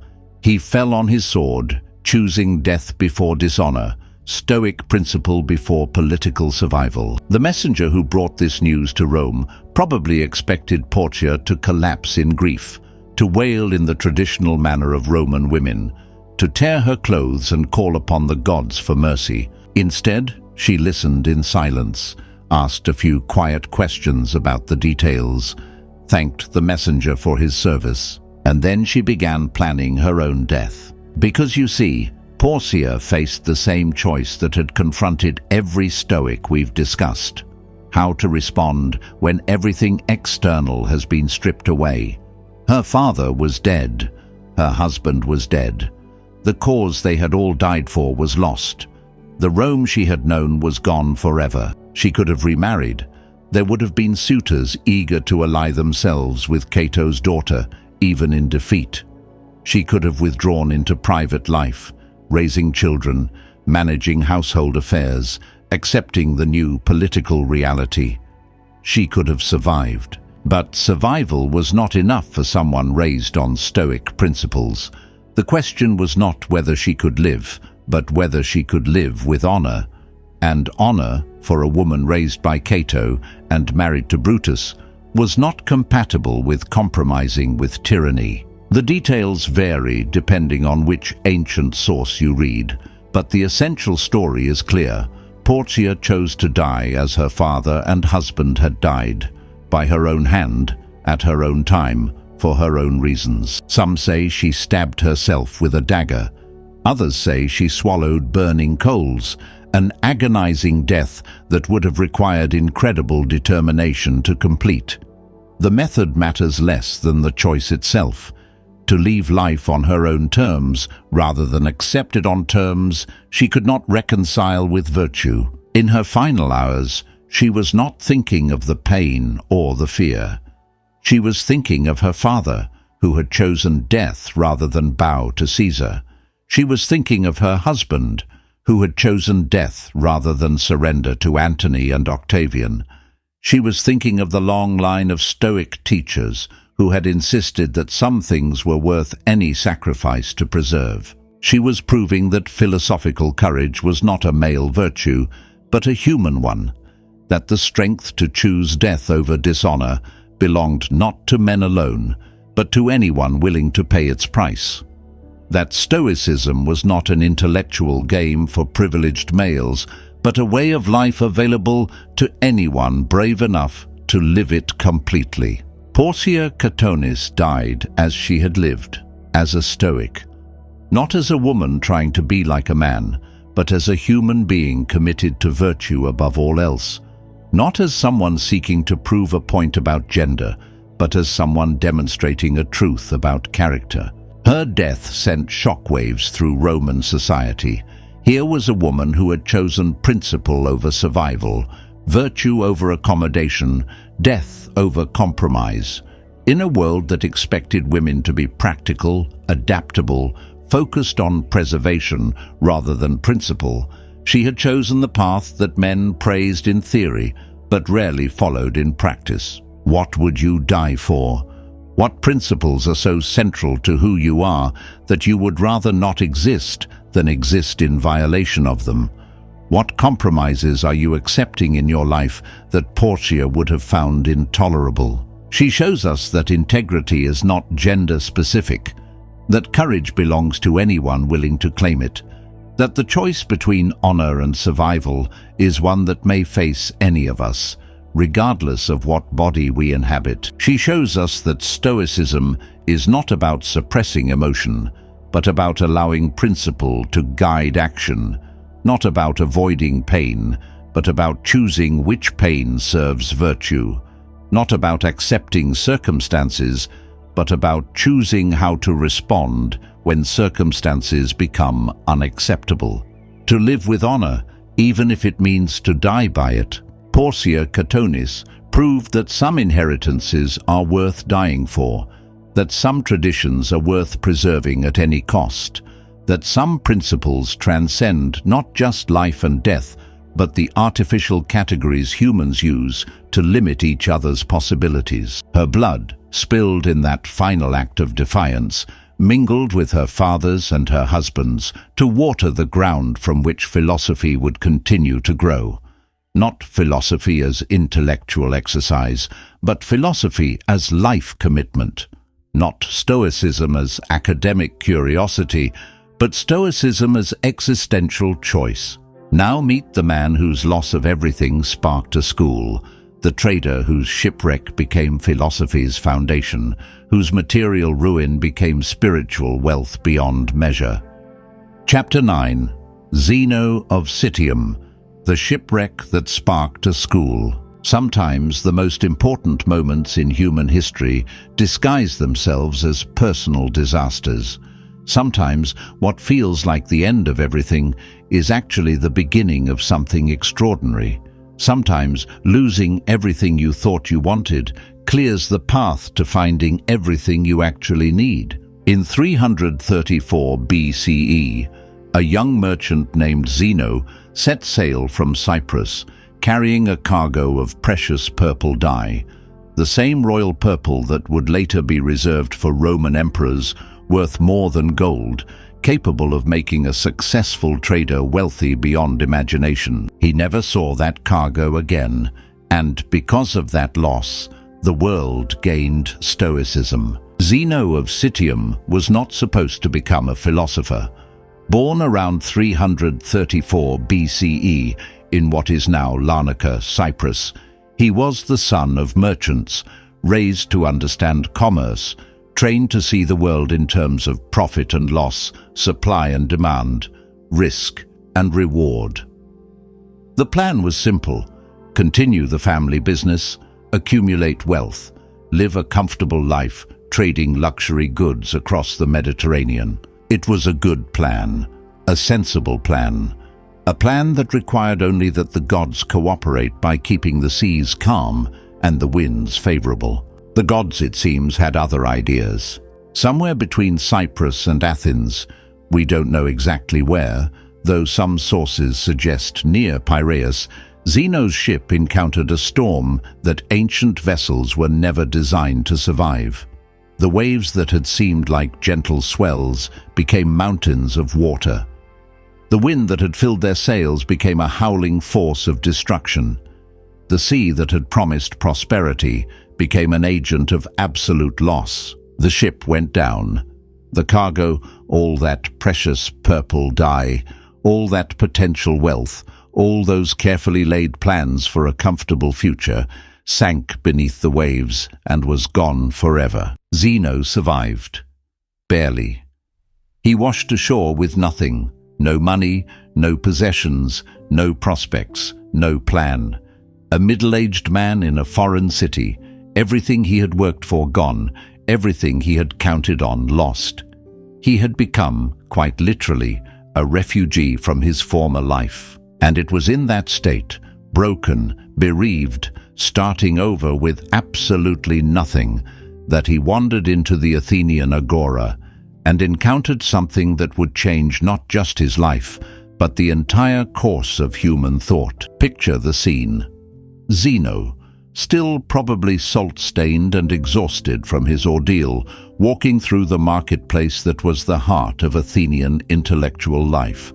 Vendors selling everything from pottery to philosophy, teachers gathering students under porticos, debates flowing as freely as wine. And there, in a bookshop, he heard someone reading aloud from Xenophon's Memorabilia, stories about Socrates, that strange man who had lived and died in this very city 60 years earlier.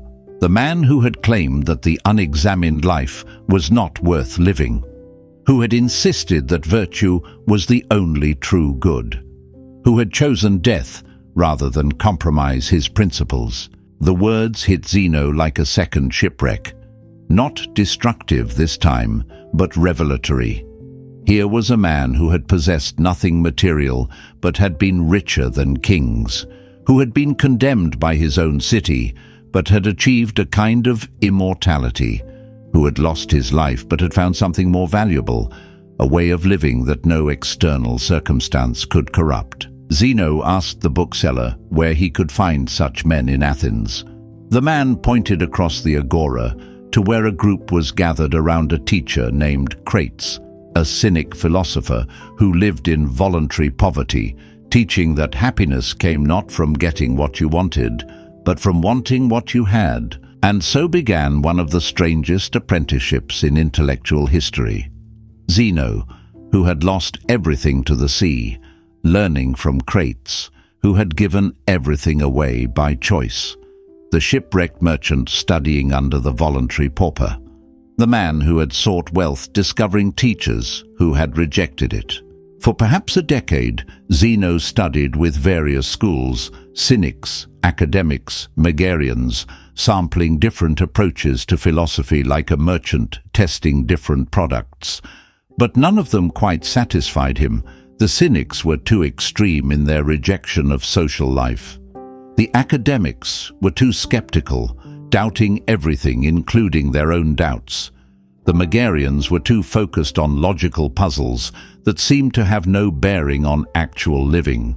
And then, around 300 BCE, Zeno did something that would echo through the centuries. He hung out his own shingle.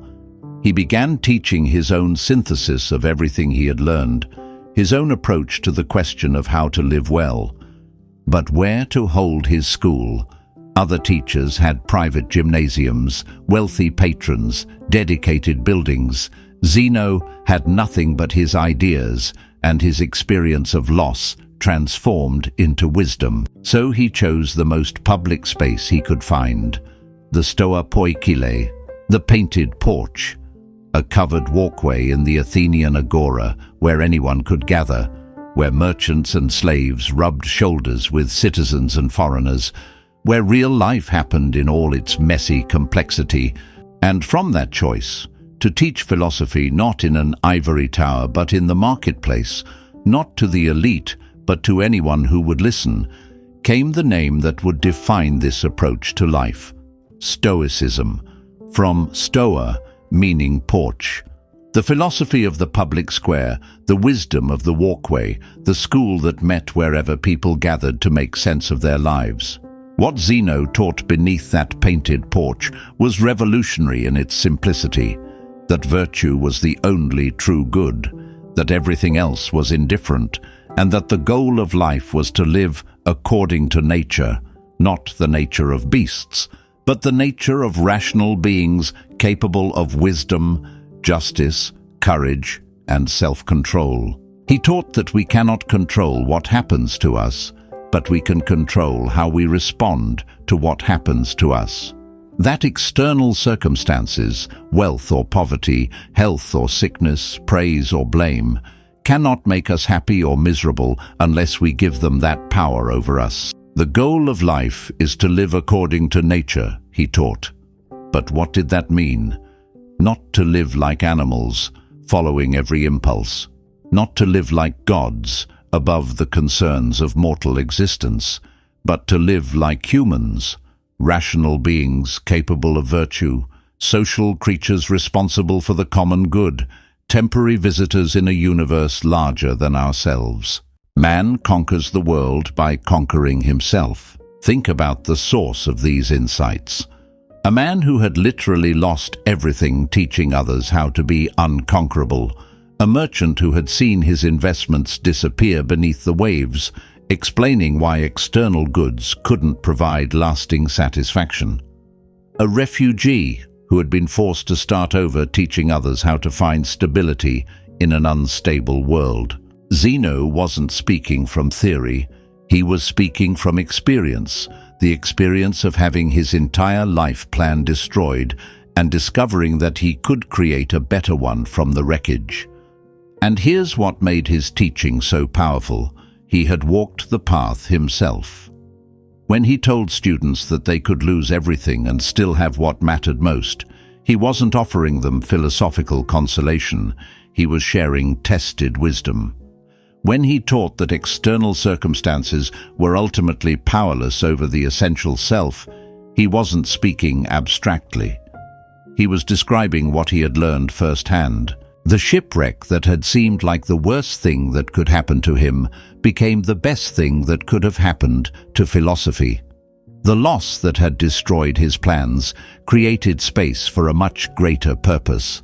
The disaster that had ended his comfortable life launched an uncomfortable but transformative quest for wisdom. Zeno taught for nearly 40 years beneath that painted porch, developing the ideas that would be refined by his successors and eventually reach emperors and slaves, senators and teachers, anyone struggling to make sense of a world that seemed designed to test human virtue. What shipwreck are you avoiding? What loss are you so afraid of that it prevents you from taking any meaningful risks? What comfortable life are you clinging to that might be preventing you from discovering your real purpose? Zeno shows us that sometimes we have to lose everything we think we want before we can find everything we actually need. That sometimes our greatest misfortunes become our greatest opportunities. That sometimes the storm that destroys our plans reveals a better destination than we ever could have chosen deliberately. He shows us that there is life after loss, purpose after failure, wisdom after disaster. That the end of one story can become the beginning of a much better one. That external circumstances, no matter how devastating, cannot touch our capacity to respond with virtue, wisdom, and grace. Man conquers the world by conquering himself. From the wreckage of a merchant's dreams rose a philosophy that would comfort emperors and inspire slaves, that would spread throughout the ancient world and resurface in every generation that needed reminding, that true wealth is internal, that real security comes from character, that lasting peace is found not in controlling outcomes, but in controlling responses. The purple dye that Zeno lost to the Mediterranean would have faded and been forgotten. The philosophy he created from that loss has never stopped coloring human thought, never stopped dyeing human hearts with the permanent truth that we are more resilient than we know, more capable than we imagine, more free than we dare to believe. But every philosophy needs structure, needs logical foundation, needs systematic development, and one man would provide exactly that, with relentless logic that would make Stoicism intellectually unassailable, even as it made its author personally unbearable to almost everyone who met him. Chapter 10. Chrysippus. Logic against the world. Some men change the world through action, others change it through words, and a very few change it through pure, relentless, maddening logic that refuses to accept any argument less rigorous than mathematical proof. Chrysippus of Soli was emphatically the latter, a man so brilliant that he saved Stoicism from intellectual extinction, so prolific that he wrote over 700 works, and so difficult that he probably drove every person who knew him to the edge of sanity. They said of him, if there had been no Chrysippus, there would be no Stoa. It was the highest compliment ancient philosophy could pay, and probably the most backhanded one as well. Born around 279 BCE in Soli, a Greek city in what is now Turkey, Chrysippus arrived in Athens around 260 BCE to find Stoicism in crisis. Zeno had founded the school, yes, but he had left its foundations more intuitive than systematic. His successor, Cleanthes, was pious and devoted, but not particularly gifted at intellectual combat. And now the Stoa faced attacks from every direction. The academic skeptics, led by the brilliant Arcesilaus, were dismantling Stoic arguments with surgical precision. If nothing could be known with certainty, they argued, how could the Stoics claim to possess wisdom? If all impressions might be false, how could anyone distinguish truth from error? If knowledge was impossible, wasn't Stoic confidence just disguised arrogance? The Epicureans attacked from another angle. If pleasure was the only true good, weren't the Stoics just making themselves miserable for no reason? If the gods didn't interfere in human affairs, why struggle to live virtuously? If death was simply non-existence, why not pursue enjoyment while you could? Even worse, some of Zeno's own students were defecting, finding new schools that seemed to offer easier paths to happiness, more flexible approaches to ethics, less demanding standards for virtue. Stoicism, barely 60 years old, was in danger of becoming a philosophical curiosity, a brief experiment in taking ethics too seriously. And then this peculiar young man from Soli showed up and changed everything. Chrysippus was not conventionally attractive. Ancient sources describe him as thin to the point of gauntness, awkward in social situations, completely indifferent to personal hygiene when caught up in intellectual work. He would go days without bathing when pursuing a particularly complex, logical problem. He would forget to eat when developing a new argument. He would talk to himself constantly, working through syllogisms aloud, oblivious to the stares of passers-by. But when he opened his mouth in philosophical debate, even his enemies had to admit, this strange, obsessive man was the most formidable logician of his generation. What made Chrysippus extraordinary was not just his intelligence. Athens was full of brilliant people.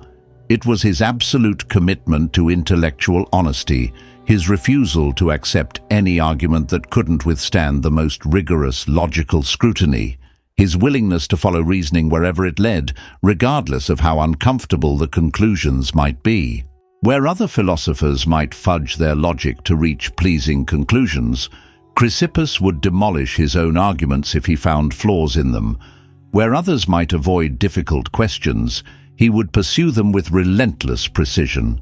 Where others might rely on eloquence or authority, he would build his case step by step, premise by premise, until his conclusions became unavoidable. And he needed that logical rigor, because Chrysippus was fighting for more than just philosophical supremacy. He was fighting for the right of human beings to live by reason rather than impulse, by principle rather than convenience, by virtue rather than pleasure.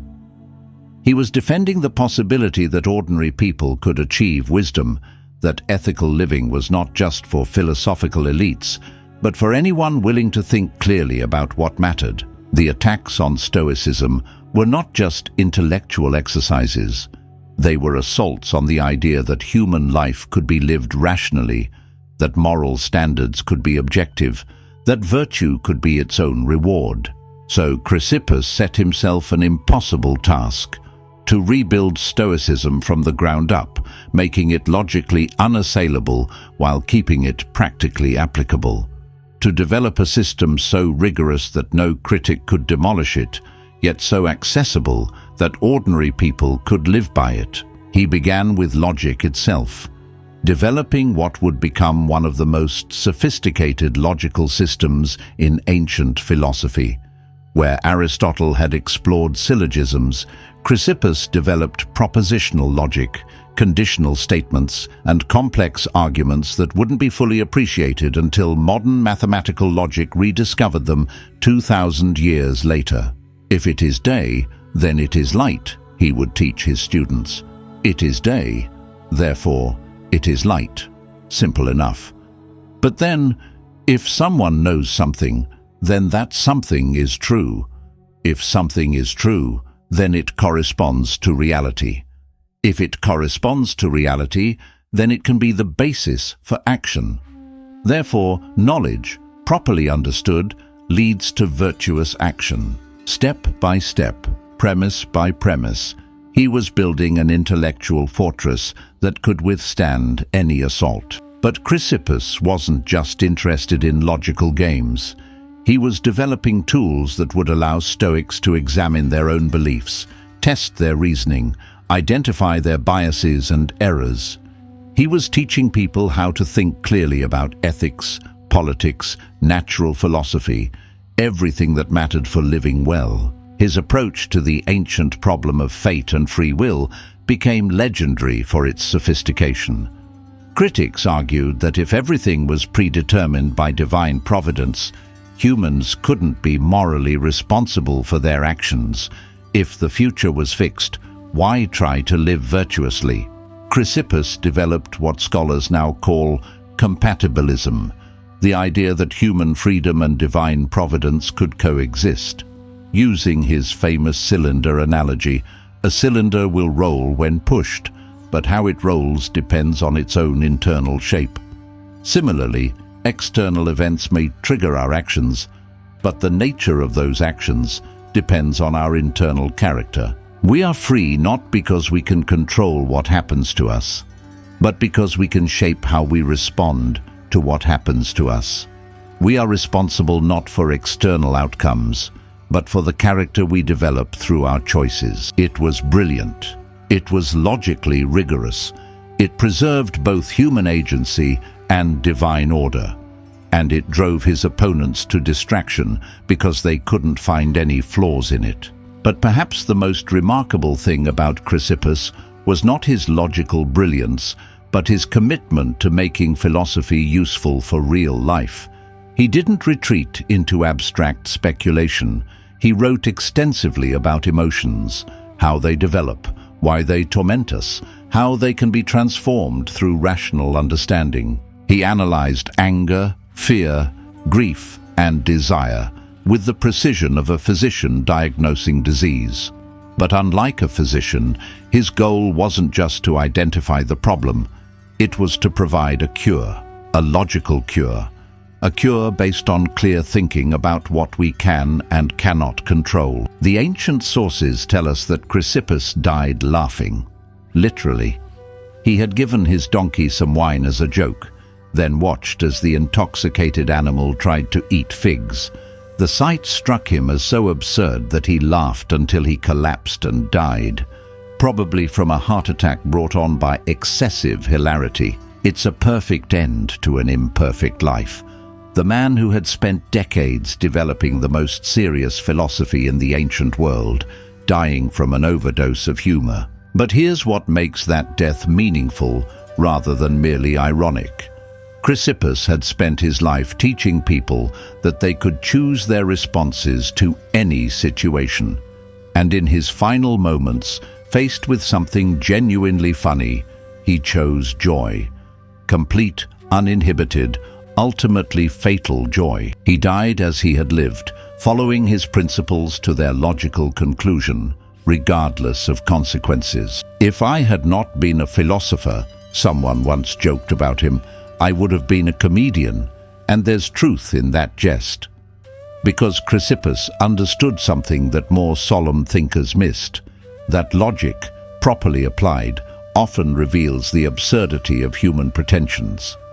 That reason, honestly pursued, frequently leads to laughter, that the most serious philosophical questions sometimes have surprisingly liberating answers. He showed that intellectual rigor need not be joyless, that systematic thinking could be a form of play, that the most complex logical problems might resolve into simple truths about how to live well. What beliefs are you holding that you haven't examined logically?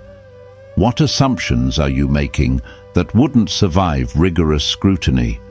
What excuses are you offering for your choices that don't actually make rational sense? Chrysippus would have had no patience for sloppy thinking, convenient rationalizations, or emotional arguments dressed up as logical ones. He would have demanded that you trace your reasoning step by step, that you examine your premises, that you follow your conclusions wherever they led. But he would also have shown you that clear thinking is ultimately liberating. That when you understand why you believe what you believe, you become free to choose whether to continue believing it. That when you can identify the logical foundations of your fears, desires, and assumptions, you gain power over them rather than being controlled by them. Logic, for Chrysippus, was not an abstract academic exercise. It was a tool for human freedom, a method for achieving the emotional and intellectual independence that Stoicism promised. A way of thinking clearly enough to live well. If there had been no Chrysippus, there would be no Stoa. Because without his logical foundations, Stoicism would have remained a collection of beautiful but vulnerable insights. Without his systematic development, it would have been demolished by more sophisticated critics. Without his intellectual rigor, it would have devolved into mere moral exhortation rather than philosophical wisdom. He gave Stoicism the logical framework it needed to survive intellectual combat, the systematic structure it needed to guide practical living, and the rigorous methodology it needed to remain relevant across centuries of changing circumstances. But even the most sophisticated logic needs to be grounded in human reality. Even the most brilliant systematic philosophy needs teachers who can translate abstract principles into practical wisdom. And the man who would do that for Stoicism was not a nobleman or a scholar. He was a former boxer who carried water by night just to afford lessons during the day. Chapter 11. Cleanthes, the water carrier of wisdom. In a world that celebrated wealth, connections, and inherited privilege, one man proved that wisdom could be earned through sweat as surely as through study. His name was Cleanthes, and before he became the head of the Stoic school, before he wrote hymns that would be sung for centuries, before he preserved and passed on the teachings that would shape Western philosophy, he spent his nights carrying water so he could spend his days learning how to live. His story is the story of everyone who has ever worked multiple jobs to afford education, who has ever sacrificed comfort for knowledge, who has ever chosen growth over ease. Born around 331 BCE in Assos, a small city in what is now Turkey, Cleanthes arrived in Athens with almost nothing. No family connections, no inherited wealth, no letters of introduction to philosophical schools. What he had was a powerful body. He had been a boxer in his youth, an unshakable determination to learn, and a willingness to do whatever honest work was necessary to survive while pursuing wisdom. In a city where young aristocrats studied philosophy as a mark of cultural sophistication, where wealthy families paid enormous fees for their sons to attend prestigious schools, Cleanthes represented something different: the common person's hunger for truth. Picture this. While other students slept in comfortable beds, Cleanthes worked through the night carrying water from wells and springs to private homes, earning just enough to pay for food and to attend Zeno's lectures during the day. While his classmates discussed philosophy over expensive dinners, he ate simple bread and studied by lamplight in whatever corner he could find. While they worried about their rhetoric and their reputations, he worried about whether he could earn enough each night to continue his studies the next day. It was backbreaking work, demoralizing work, the kind of labor that aristocratic Greeks looked down upon as suitable only for slaves and foreigners. But for Cleanthes, it was not just survival, it was sacrifice offered on the altar of learning. And perhaps that very humility, that daily experience of honest labor, shaped him into exactly the philosopher Stoicism needed. Because while other students approach philosophy as an intellectual game, Cleanthes approached it as a desperate necessity. While they debated abstract principles, he needed practical wisdom that could sustain him through exhaustion, poverty, and social contempt. He learned Stoicism not in comfortable classrooms, but in the streets before dawn, carrying water and contemplating the difference between what was up to him and what was not. He practiced Stoic principles not in theoretical discussions, but in the daily choice between complaint and acceptance, between self-pity and gratitude, between resentment and virtue. There came a time when his classmates, wealthy young men who had never worked with their hands, began to suspect that Cleanthes must be stealing to survive. How else could someone with no visible means of support continue attending expensive philosophical lectures? They brought formal charges against him, demanding that he reveal the source of his income. The case went before an Athenian court, and there, in front of judges and citizens, this humble water carrier did something extraordinary. He called as witnesses the people for whom he worked, bakers who could testify that he ground their grain through the night, women who could confirm that he carried water to their homes before sunrise, ordinary working people who knew him not as a philosopher, but as someone who showed up, did honest work, and asked for nothing more than fair payment. The court didn't just acquit him, they offered to pay his expenses so he could continue his studies without having to work. But Cleanthes refused. The labor, he said, was not just a means to an end. It was part of his education. It was teaching him things that no lecture could convey, about endurance, about dignity, about finding meaning in necessary work. Think about that choice. Here was a man offered the chance to study philosophy in comfort, without the exhaustion and social stigma of manual labor. Most people would have accepted gratefully. But Cleanthes understood something that his wealthier classmates missed, that the struggle itself was valuable, that the discipline required to work all night and study all day was building exactly the kind of character that philosophy was supposed to develop. When Zeno died around 262 BCE, Cleanthes became the head of the Stoic school, not because he was the most brilliant student, not because he had the best connections, but because he had proven over decades that he would not quit, that he would not compromise, that he would preserve and protect the teachings even when it cost him everything comfortable about life. And preserve them he did. For 31 years, Cleanthes led the Stoa through some of its most difficult periods. While other philosophical schools fractured into competing factions, while intellectual fashions changed and rival teachers promised easier paths to happiness, Cleanthes held the line. He kept Zeno's teachings alive, developed them thoughtfully, and passed them on intact to the next generation. But more than that, he made them sing. Cleanthes was not just a philosopher, but a poet, the author of the most beautiful hymn to Zeus, by which Stoics meant divine providence, the rational principle that governs the universe, ever written.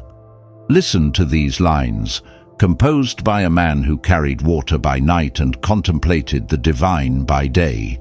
Lead me, Zeus, and you, fate, wherever you have assigned me. I'll follow without hesitation. Even if I become reluctant and don't consent with a willing heart, misfortune will force me nonetheless. These are not the words of someone who had lived an easy life.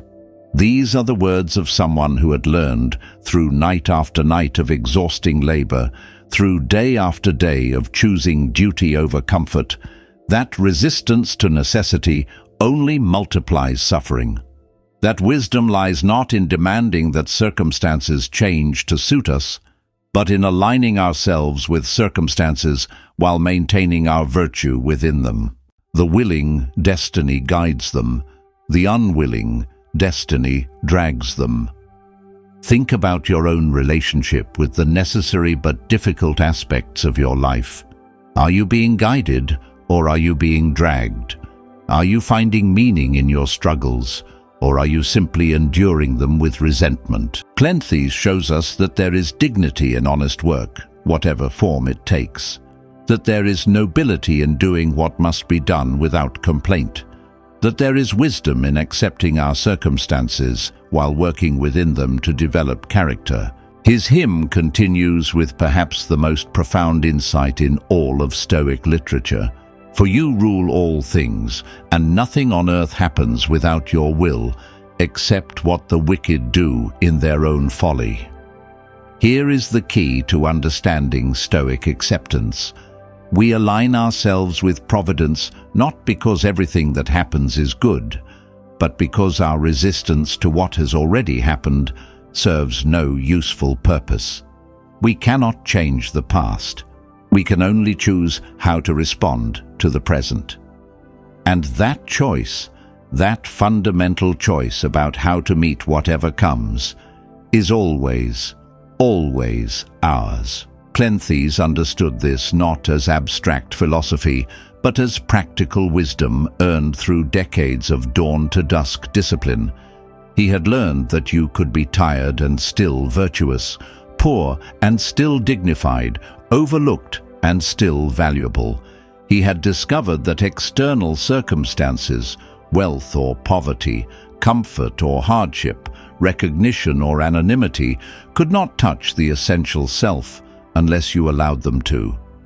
And perhaps most importantly, he had proven that philosophical wisdom was not the exclusive province of the wealthy and well-connected. That truth was available to anyone willing to work for it, literally work for it, with their hands and their backs and their determination.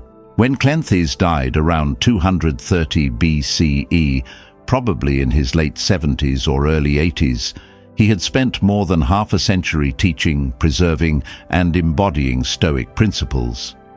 His last words, according to the ancient sources, were a request not for comfort, but for assurance that his life's work would continue. He had taken the philosophical insights of Zeno and made them practical, applicable, livable for ordinary people facing ordinary struggles. He had shown that you didn't need wealth or leisure or social position to practice virtue. You just needed willingness to do what was right, day after day, regardless of external rewards. What honest work are you avoiding because it seems beneath you? What necessary struggle are you resisting because it's difficult? What character-building challenge are you trying to escape because it requires sustained effort? Cleanthes shows us that there is no shortcut to wisdom, no substitute for consistent effort, no way to develop character except through the daily choice to do what virtue requires, even when it costs us comfort. He shows us that dignity comes not from what we possess, but from how we conduct ourselves. That meaning comes not from external recognition, but from internal commitment to excellence. That wisdom comes not from avoiding difficulty, but from meeting it with grace. Lead me, Zeus, and you, Fate, wherever you have assigned me. I'll follow without hesitation. From a man who followed his calling through 3 decades of night labor and day study, through poverty and obscurity, and the constant temptation to quit, we learn that true freedom comes not from controlling our circumstances, but from accepting them while maintaining our virtue within them. His calloused hands and tired back became the foundation for one of philosophy's most beautiful expressions of trust in providence. His humble work and simple faith preserved the wisdom that would eventually reach emperors and slaves, transforming lives across centuries. And now we come to the final synthesis, the culmination of our journey through these trials that forged the greatest philosophical minds of the ancient world. We have seen slaves and emperors, teachers and students, men and women choose virtue over comfort, principle over pragmatism, character over survival. Now we must ask, why did they endure? What can we learn? And how do their ancient struggles speak to our modern lives? Chapter 12. The Crucible of the Stoics, Why Their Suffering Still Speaks. We have walked through 23 centuries of human suffering. We have witnessed slaves and emperors, teachers and students, men and women choose virtue over comfort, principle over pragmatism, character over survival. We have seen bodies broken and spirits forged, lives ended and legacies born, individuals destroyed and philosophy immortalized. Now we must ask why. Why did they choose the harder path? Why did they embrace suffering rather than avoid it? Why did they value integrity more than life itself? And perhaps most importantly, what can their ancient wisdom teach us about our modern struggles? The answer lies not in their circumstances, but in their understanding, their recognition that we become who we are not in moments of ease, but in moments of trial. That character is forged not in comfort, but in crisis. That the difference between a meaningful life and a merely pleasant one is often found in our willingness to choose difficulty in service of something greater than our immediate desires.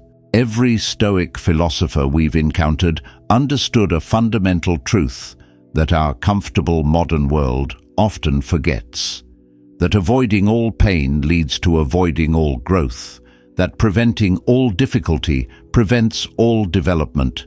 That protecting ourselves from every challenge protects us from every opportunity to become stronger, wiser, more virtuous than we currently are. Think about your own life for a moment.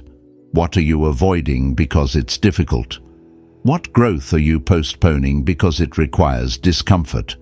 What person could you become if you stopped trying to control outcomes and started focusing on controlling your responses? Epictetus, the slave who became free by recognizing that his mind belonged to him alone, asks you, what chains are you carrying that exist only because you believe you cannot break them? Marcus Aurelius, the emperor who found no escape from duty except in virtue, asks you, what responsibilities are you avoiding that could become the foundation of your character if you chose to embrace them rather than resent them? Seneca, the wealthy man who learned that external goods could not provide internal peace, asks you, what are you accumulating in the hope that it will make you happy, when happiness was always a choice available regardless of what you possess? Musonius Rufus, exiled 3 times for his principles, asks you, what truths are you afraid to speak because speaking them might cost you comfort, status, or approval? Porcia Catonis, who chose death over dishonor, asks you, what compromise are you making that you know violates your deepest values, and what would happen if you chose integrity instead? Zeno of Citium, whose Shipwreck became philosophy's foundation, asks you, what loss are you mourning that could become the beginning of something better if you chose to learn from it rather than just endure it? What all of these figures understood, what their suffering taught them and what their teaching offers us, is that external circumstances are ultimately powerless over the essential self, that we cannot control what happens to us, but we can always control what we make of what happens to us. That the space between stimulus and response is where our freedom lives, where our dignity resides, where our character is forged. But this is not positive thinking. This is not denial of reality. This is not the naive belief that attitude alone can overcome any obstacle. This is something far more practical and far more demanding, the recognition that our power lies not in controlling outcomes, but in controlling ourselves regardless of outcomes. In our current world, a world of unprecedented comfort, safety, and convenience, we face a different kind of trial than the ancient Stoics. We are not threatened with exile, slavery, or forced suicide, but we face challenges they could hardly have imagined. The trial of too many choices rather than too few.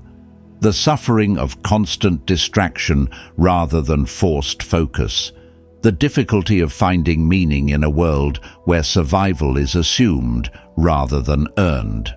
We face what we might call the paradox of prosperity, that having solved the external problems that occupied most of human history, we have discovered internal problems that comfort cannot touch. Anxiety in the face of endless options, depression despite material abundance, loneliness in a hyper-connected world, meaninglessness in a society that has eliminated most traditional sources of purpose. But the Stoic response to these modern trials is the same as their response to ancient ones. Focus on what is up to you. Accept what is not up to you. Find your freedom in your response rather than your circumstances. Build your character through your choices rather than your achievements. When you feel overwhelmed by the pace of modern life, remember Cleanthes carrying water through the night to afford philosophy during the day, doing what was necessary without complaint because it served a larger purpose. When you feel frustrated by people who don't share your values, remember Marcus Aurelius dealing with senators who put politics above principle, choosing to control his response rather than trying to control their behavior. When you feel tempted to compromise your integrity for advancement, remember Musonius Rufus choosing exile over accommodation, recognizing that external goods could not compensate for internal corruption. When you feel sorry for yourself because of hardships you're facing, remember Epictetus learning philosophy with a broken leg in chains, discovering that external limitations could not touch internal freedom unless he allowed them to. When you feel paralyzed by loss, remember Zeno building a new life from the wreckage of his old one, understanding that every ending creates space for a new beginning if we have the courage to begin again. The Stoics teach us that we are more resilient than we know, more capable than we imagine, more free than we dare to believe. They show us that character is not something we have, but something we build, day by day, choice by choice, response by response. They prove that meaning is not something we find, but something we create. Through our commitment to virtue, our willingness to serve something greater than ourselves, our choice to live according to principle rather than convenience. But their most important teaching is this, that the obstacles we face are not interruptions to our path, they are our path. That the difficulties we encounter are not problems to be solved, but opportunities to be embraced. That the struggles we would rather avoid are precisely the struggles that can transform us from who we are into who we have the potential to become. The impediment to action advances action. What stands in the way becomes the way. So here is the question that their lives pose to yours. What are you going to do with your trials? How are you going to respond to your difficulties? What character are you going to build from the raw material of your struggles? Will you see hardship as proof that life is unfair, or as evidence that you have opportunities to grow stronger?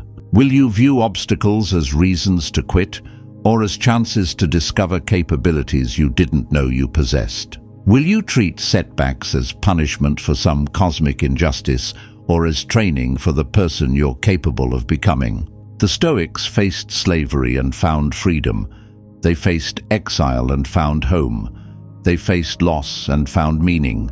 They faced death and found immortality, not in the sense of living forever, but in the sense of living in a way that transcends the temporary circumstances of any individual existence. They teach us that suffering does not break the Stoic. It builds him, it builds her, it builds us all, if we choose to let it. We suffer more often in imagination than in reality, Seneca reminds us. Most of our torment is self-inflicted, and therefore within our power to change. No man is free who is not master of himself, Epictetus teaches us. True freedom comes not from external circumstances, but from internal discipline. The impediment to action advances action. What stands in the way becomes the way, Marcus Aurelius shows us. Our obstacles become our opportunities if we have the wisdom to use them properly. Philosophy is nothing else than to search out by reason what is right and proper, and then to do it, Musonius Rufus demands of us.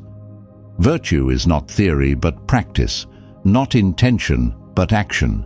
I would rather die as a free man than live as Caesar's subject, Cato the Younger declares. Some principles are worth any sacrifice to preserve. It does not hurt, Paetus, Arria Major demonstrates. True pain comes not from external circumstances, but from betraying our deepest values. To live with honor, even if it means to die by it, Porcia Catonis proves. Integrity transcends gender, circumstances, even life itself. Man conquers the world by conquering himself, Zeno of Citium teaches. The greatest victory is won not over others, but over our own weaknesses. If there had been no Chrysippus, there would be no Stoa, his students acknowledged. Rigorous thinking is the foundation of virtuous living. Lead me, Zeus, and you, Fate, wherever you have assigned me. I'll follow without hesitation, Cleanthes sings. Acceptance of necessity is the beginning of freedom. The trials of the Stoics ended centuries ago. Their bodies returned to dust. Their empires crumbled. Their immediate circumstances are lost to history, but their example lives on. Their wisdom endures. Their choice to find freedom in bondage, meaning in suffering, and victory in defeat continues to light the way for anyone willing to walk the harder path toward the better life. Suffering does not break the Stoic. It builds him. It builds her. It builds us all. The question is not whether you will face trials. You will. The question is not whether you will encounter obstacles. You will. The question is not whether you will experience loss, disappointment, betrayal, and pain. You will. The only question that matters is this: when your trials come, and they will come, will you meet them like a Stoic? Will you remember that your freedom lies not in your circumstances, but in your response to your circumstances? Will you understand that your character is forged not in comfort, but in crisis? Will you recognize that the impediment to action advances action, that what stands in the way becomes the way? Will you choose virtue over convenience, principle over pragmatism, character over comfort? Will you build your life on the unshakable foundation of what is truly up to you, your choices, your responses, your character, rather than on the shifting sands of what is not up to you, outcomes, other people's actions, external circumstances? The Stoics have shown you the way. They have paid the price to learn these lessons. They have written the manual in their own blood and tears, and ultimately their triumph over every circumstance that should have broken them, but didn't. They have passed the torch to you. The choice, as always, is yours. The trial, as always, is now. The opportunity, as always, is this moment. What will you choose?